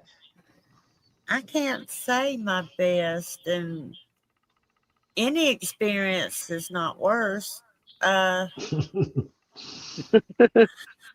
worst one. I don't know. Got to be the naked man or the sword man. No, the sword man was scary. The naked man, that wasn't bad. No, yes. Well, the night the guy came walking up in our camp, and we were all asleep, and this is what, about 4 o'clock in the morning, and we start hearing this whoop, whoop, whoop, whoop, like we're getting warned. And sure enough, this guy comes walking up in there, and he's going, "Hey." Yeah, I forgot about that. Yeah, I want to know if he keeps walking down the road, if he'll get to the bottom of the mountain. And so Yeah, just that was creepy. Yeah. For us. Yeah, but I think we were getting warned that night. Somebody's coming, wake up, wake up. Yeah, they were really whooping. Yeah. Oh wow, that's pretty cool. Yeah, they were warning you. I agree with Jean. It's the humans. We're not scared of the Bigfoot. Now, if I was to see a dog man, that would probably scare the heck out of me. I can't be still, right? But because I'm getting excited. Yeah, I don't want to see a dog man. No, I don't used to have those werewolf dreams growing up, and I don't want to be scared. I'm not scared of Bigfoot for some stupid reason, but well, I think that's the enigma too with a dog man or a werewolf, because we were taught that they were something to be feared. Yeah. That they were definitely going to eat us if they got around us. Yeah. But that's not true, and you know that now. But I don't blame you for not wanting to have that. Yeah. You might, since you have them all around you. Yeah. Yeah. My luck, you know. What's wrong with you? Yeah. If y'all get tired and ready to shut it down, we'll shut it down when y'all are ready. I'm good. Oh, we can talk. It's just. But just like Jean just said, Dogman and werewolf are different things. Yeah. Yep. Like down there at Dogman Ranch, the alphas was helping us against a werewolf. There was a werewolf there that was trying to get us, and the Dogman was helping us. Well, the werewolves are the bad ones. See either one of those. Yeah, but see, that's me. If I see one, I ain't gonna know the difference. Yeah, if I see a Dogman, werewolf, I'm done with camping. I'm not gonna be able to go, "Hey, are you friend or foe?" I'm just gonna get the hell out of there. Well, now, do y'all believe that there are also, say for instance, other entities out there that can shapeshift into something that they think that you want to see? So really what you're seeing is not really what it is. I mean, I don't think about that, Lori. Okay. Well, actually, I've got a story that I just heard about a month ago. A lady was telling me about. There was 3 of them standing together, and it was daylight, and they could see the Bigfoot, probably, 80, 90 feet away, 100 feet. And they watched this thing morph from being a Bigfoot into a guy on a bicycle. Wow. And said all 3 of them saw that. Now that kind of threw me for a loop, because I have absolutely never. I wouldn't doubt it, though. I mean, heard something. I've heard of stuff maybe looking like a deer one minute and then not a deer. They go, it's a deer, not a deer. But I never heard of anything going from that to a guy on a bicycle. Yeah. That's pretty strange. I mean, well, it does make you want to giggle, but you don't have the right to giggle. Because you don't know what that person saw. No, I don't. Yeah, that's true. Right. And I mean, I know, I go, well, heck, I believe in Bigfoot. So, but we've seen that. I don't want to see a dog man, and I don't want to see anything that's going to scare me, because I want to continue going into the woods and researching. Right. I don't want to be scared. And I don't like the thought of dog man. You know where I first saw my first Dogman? It wasn't at Dogman Ranch. It was right here on the backside of my place while I was mowing. Well, I'm not going to come see you, Gary. You just miss out on that. What I'm saying is that you don't know where they're going to be at. You have no idea where they're going to be. No, I'm sure they probably stand there in the woods and watch us. They do. They right along with the Bigfoot. I was camping with some ladies in Louisiana one time, and they had a dogman experience. They were pretty shook up, and I had to talk them down and telling them getting upset and scared was the worst thing they could do, that they were going to draw them to us if they were out there. Fear. I think that's another thing we don't do. We don't show fear. Mm-hmm. Yeah. And that's, people talk about the dog man snarling at them. Hadn't you ever watched a dog smile when it's happy? My dog smiles all the time. Yeah, it looks like a snarl. They're not snarling to scare you. They're smiling because they know they're scaring you. Yeah, you're making their day. That's it. You're making their day. They're smiling and they're not snarling. If they're snarling at you, they're going to be growling too. Yeah. Well, that's another thing. I like some of these places we've gone to so many times, and now that one night at Tribulation Bay, and I heard that growl. And then last September in Georgia, Stephanie and I were sitting outside the front of the tent, and Sandy was inside the tent, and she called us inside. She said, "Come here, I want to show you something." So we go in the tent, and she said, "Something's behind us growling." So that was different, because I'm not used to that growl. And I'm wondering, is it a growl? Or is it a word? Or what is it? Because the mooing that we heard in Arkansas, when you listen to it on the recorder, listening to it in person, it sounds just like a cow. Moo, moo. But if you listen to it on a recorder, it was like a growl. Yeah. It's like, there's always endless questions. Always. I got that recorded too. Yeah. Yeah. Yeah. And like Gene Hudson said, just because it's not your truth doesn't mean it's not truth. And I probably didn't quote her or Gene like it was worded, but I was just reading what she posted there. I believe in Dogman. I mean, I love Gary. I trust Gary with everything, and he's had all these experiences and everything. I don't doubt that they're real. I believe they are. I mean, I always say, heck, I believe in Bigfoot. And so, and it's not that it's not my truth. I just don't want to experience it. Right. I don't want to be out there, even though they probably have been around us, a bunch of times, I'm sure. Oh, yeah. I just don't want to experience one. Does anybody think that a dog man is just another species of Bigfoot? Yeah, there's several that do. Dogman and Bigfoot both are a people just like us, just a different race. But they are a people just like us. Well, now, granted, language.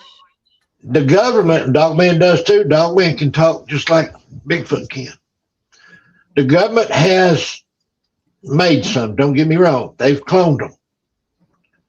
But Dogman, Bigfoot, all of your cryptids were originally made by God. They are a people just like us.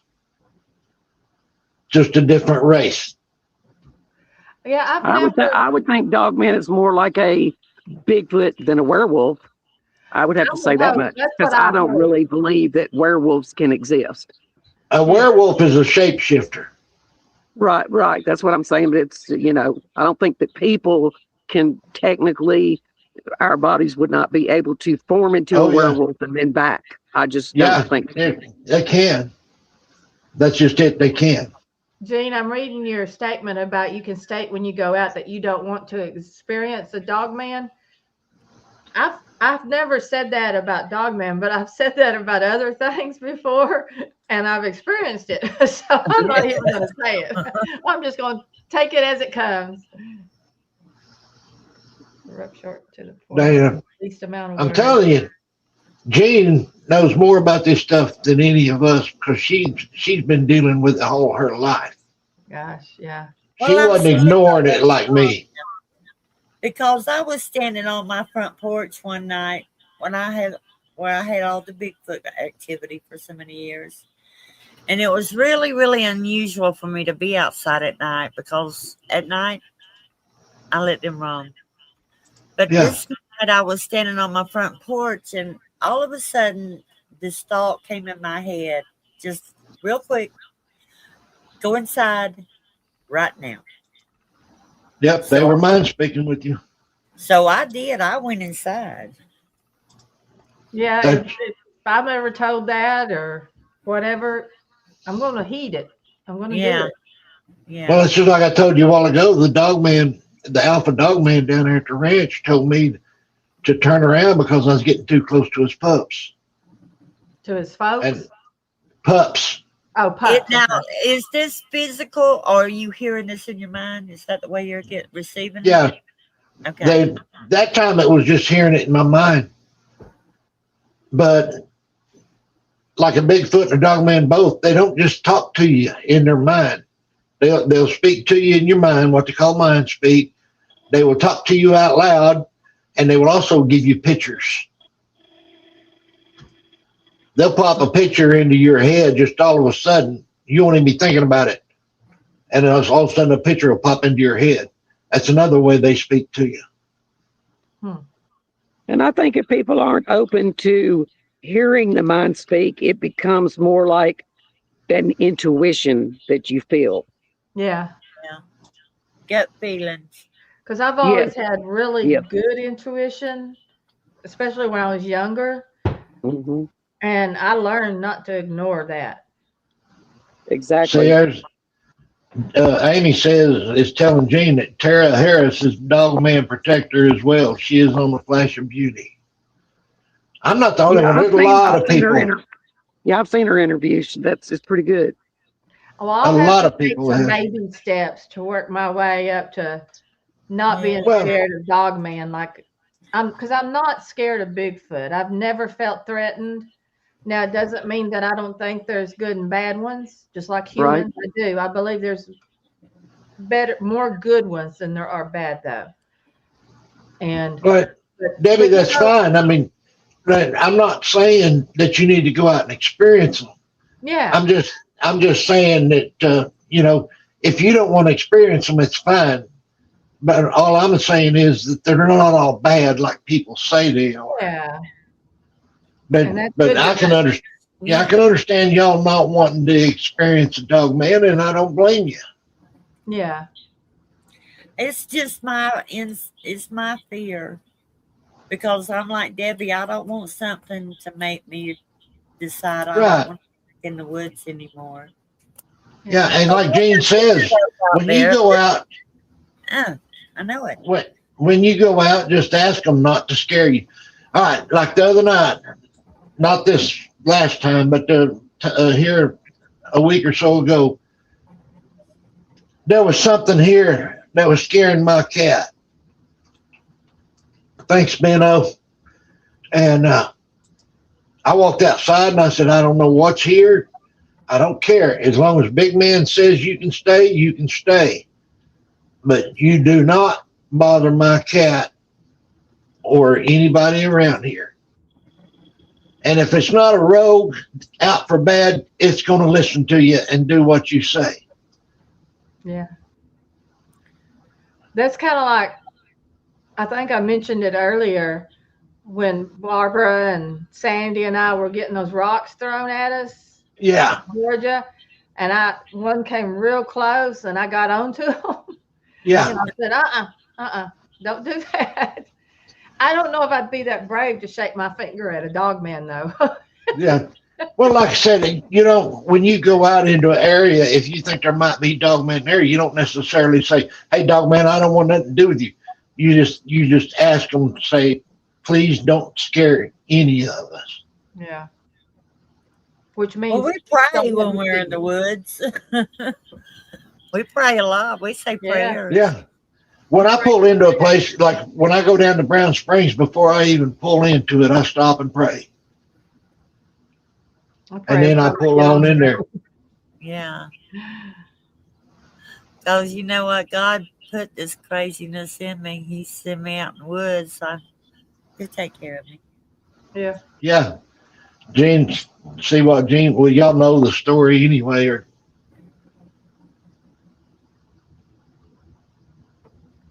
they will pray with you. They will pray for you.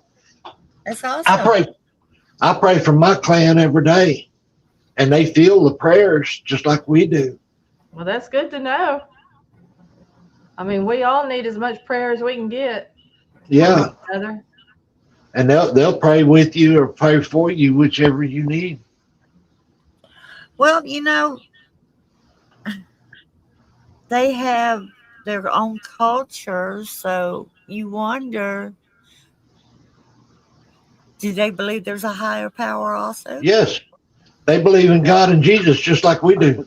Awesome. I think so. Yeah, they believe in God and Jesus just like we do. That's if they didn't, then the people that are scared and say, "Get in the way from me in the name of Jesus," and they go and leave them alone, they wouldn't do that if they didn't believe in Jesus. But yeah, that's always good to know. Yeah. Yes. I mean, there's a lot of stories about people that's done that, and they would go away and leave them alone. Now, if it's a demon and you ain't got enough faith, they're not going to back off. Yeah, Amy St. Christopher was a dog man. The cynocephaly. What? The cynocephaly was a dog, which meant dog-headed man. Yeah. Wow. I think I saw something about that just in the last couple of weeks, actually. Oh, there've been a lot of people talking about it. This is itching. But I haven't ever heard that. I live in a cloud, I guess. there's picture graphs.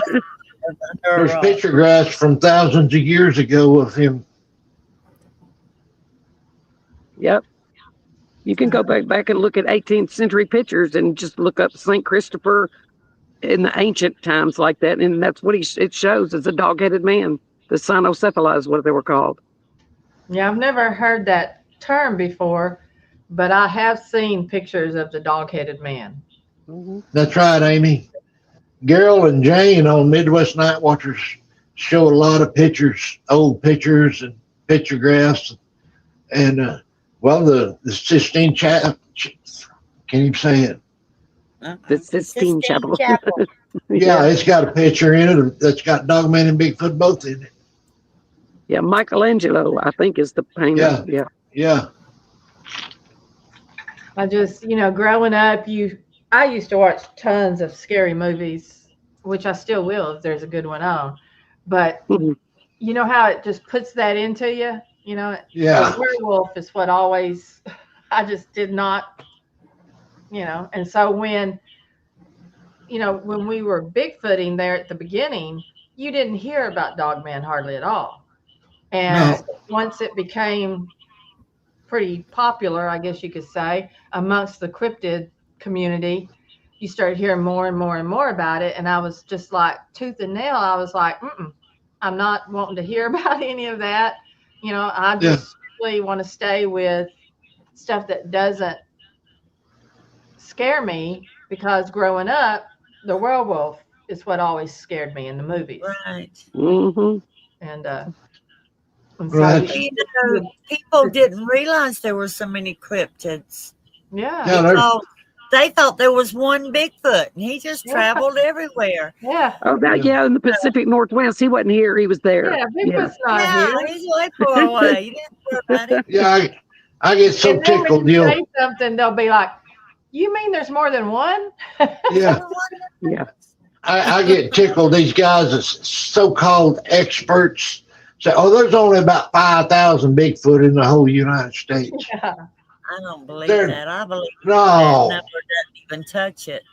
no, it ain't even I don't close. believe anybody knows how many's I don't think so either, here. but I think there's way No. more than 5,000. Well, they're going off of BFRO reports, and BFR reports don't even get a tenth of all the No. reports. Most people don't want to say anything about it because they're thinking people are going to think they're crazy. Yeah, yeah.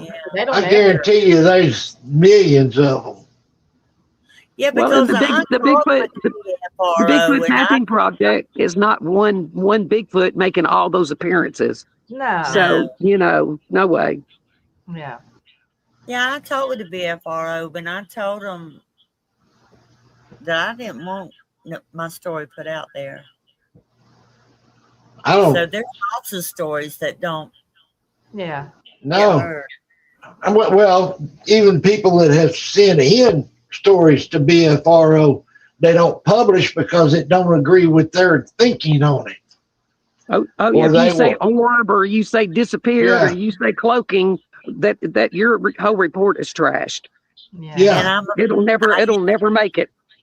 So yeah, that's not fair. I mean, that's not right.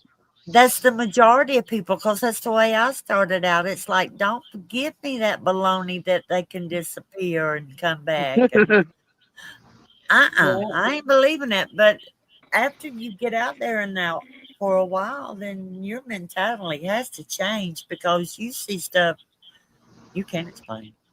Yeah. The things you hear, the things you see, Yeah. it's just, it opens Yeah, a whole you new world for can't- most. Yeah, you can't dismiss anything. Not really. Well, and that's how I was with Dogman for the longest. I did not want to admit that there was a Dogman, even one. I didn't want to believe it. But, you start hearing more and more and more. And I know Barbara probably remembers me saying, well, I don't want them to be real, but with the amount of people that are having these experiences, I said, heck, I believe in Bigfoot. Yeah. So Yeah. Dogman, and then I do believe they're real, because people like you and Gary, people I know well and love and care about, I know y'all aren't crazy. And Gary's got these Dogman, on his property. So I know they're real. Yeah. I never believed in Dogman either until a few years ago. And a person I really respected told me about it. But there are so many cryptids that we don't even know what they are or where they're at, that nobody reports at all. And So, what about the werewolf? Where does werewolf come in? they're out there. Are they the evil?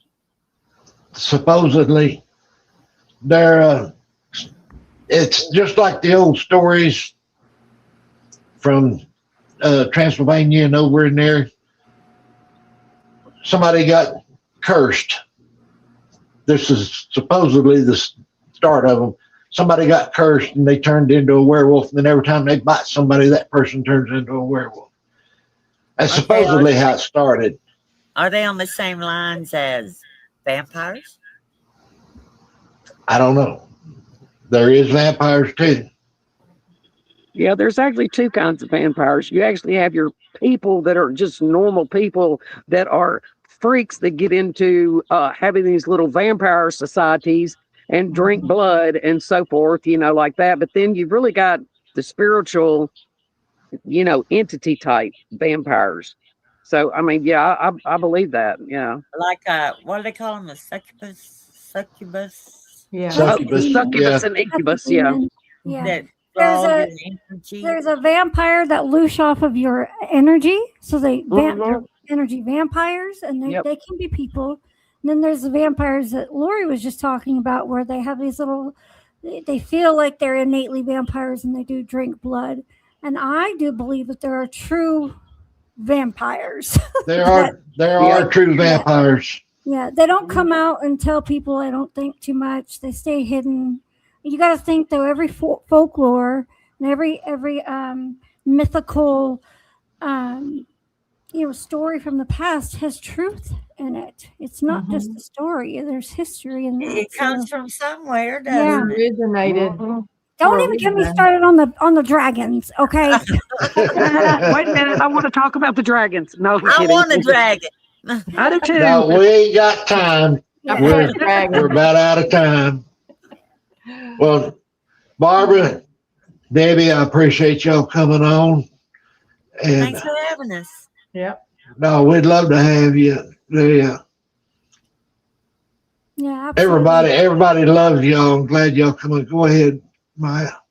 I'm just saying, absolutely. It's great seeing like a woman-based group going out and doing this stuff because women power, like girl power. Yeah. like, Yes. we don't get in the forefront of much, but we're Nope. starting to, Yeah. and you That's guys are part of right. that. Yeah. Yeah, I've got a Sisters of the Moon sticker on my truck, and next time I see you, Debbie, I need a new one. Mine's tearing off. Oh, okay. We Remind me. just need some new ones, period. Yeah. Yeah, like I said, we appreciate y'all coming on. I wish Sandy could have come on with you, but We do too. Yeah. She's probably asleep. tell her maybe next time. Thank you, Jean. Yes. Oh, thanks. Everybody just loves y'all, so don't think they don't. Well, Yep. you love everybody. Yeah.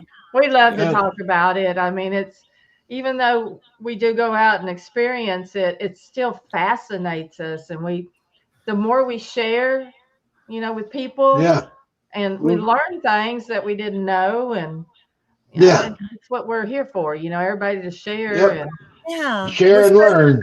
Mhm. A community, but unfortunately, it doesn't turn out that way. Right.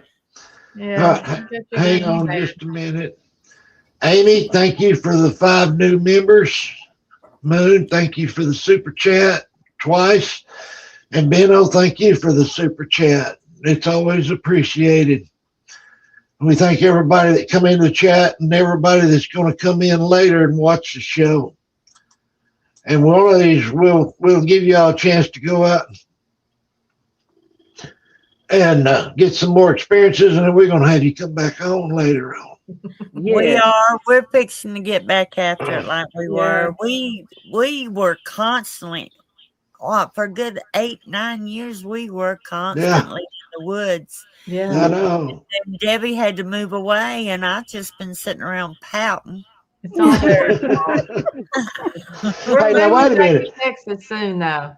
Barbara, you got a trailer. You can go up to Tennessee where she's at, and y'all can go out. Yeah. Well, yeah, I could, but I don't Tell get her, to Gary. Tennessee that much. She gets to Texas more than I get to Tennessee. Yeah. My kids and grandbabies are in Texas.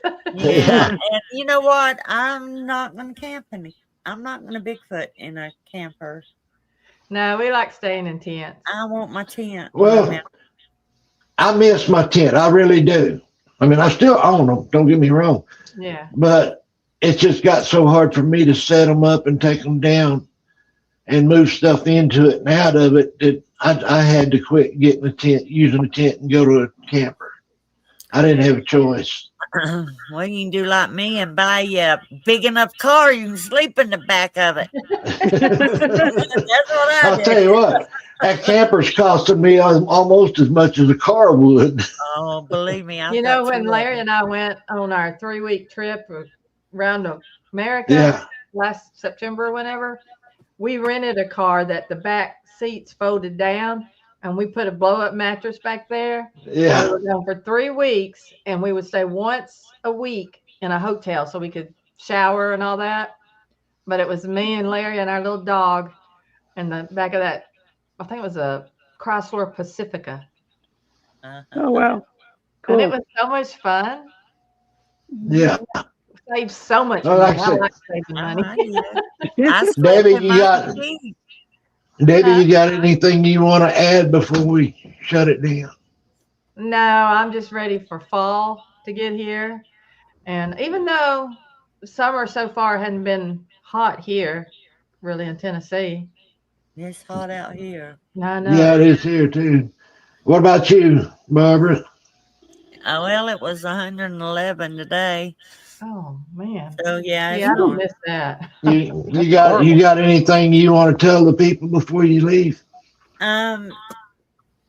If you're interested in it, get you a partner. I don't suggest doing anything in the woods alone. Get somebody that you trust to go out with you, that you know is going to have your back. Exactly. And just enjoy what you're doing. Like I said earlier, go out and make it a nice camping trip. Nature is beautiful. And when Bigfoot shows up, that's just added pleasure to that trip. It's like the icing on the cake. Yeah, when you're with good people, you're having fun. Yep. Until you have crazy men show up and camp with the sword. Yeah, the men, they need to stay the heck away. We don't want Well, that's them. like the meth head that showed up in our camp down at Brown Springs, so I understand. Well, hey, we have to give one excuse for that, the sword thing, because Barton Nunley will show up with his sword, and he's more than welcome. Well, yeah, Barton. Lori, you got anything you want to add before we take Barton? I just think that, and I just would like everybody to be really careful out there in the woods, and like she said, don't really go out there alone. But everybody needs to be aware of all these ticks and stuff out there. Please wear your repellent and things like that, because there's so many diseases out there, and just people are getting sick. And just be careful and think smart. That's all I can say. Yeah, Maya. Yeah, I got a message earlier that the people that don't believe in others, like other people's gifts and other people's experiences, are the ones that can't even have belief for themselves in their own magic, and will not have the kind of experiences that we all do. So, try not to give them any mind if you get any like naysayers. I don't know why it came up, but it did. So. Well, it happens. Yeah. All right. What is today? Monday, Tuesday night. Probably about 7 o'clock. I think it's at 7. I can't remember, but tomorrow night, Martha Haney will be on Town Hall, and I believe it's is it 5 or is it 7? I can't remember. I don't remember. But anyway, what time Martha's coming on tomorrow? She said she thinks it's at 5. Cindy just said she thinks it's at 5 tomorrow. All right, 5 Central Time tomorrow afternoon. Right here on Coley's SNX Radio for Town Hall. Y'all come back and see it, and then Coley will have shows all week long. Y'all know that. Y'all be sure and come back, and maybe we'll have another one like we had last Friday night. That was unreal. If you haven't seen it, go back and watch Coley's show with Amy Murphy last Friday night. It was intense, is all I can say. We appreciate everybody coming in and everybody that'll watch it later. Y'all have a good night, and we're going to shut her down and get out of here. Good night. Much love, everyone. Good night, everybody. Bye-bye, Get in the woods. Yes, bye.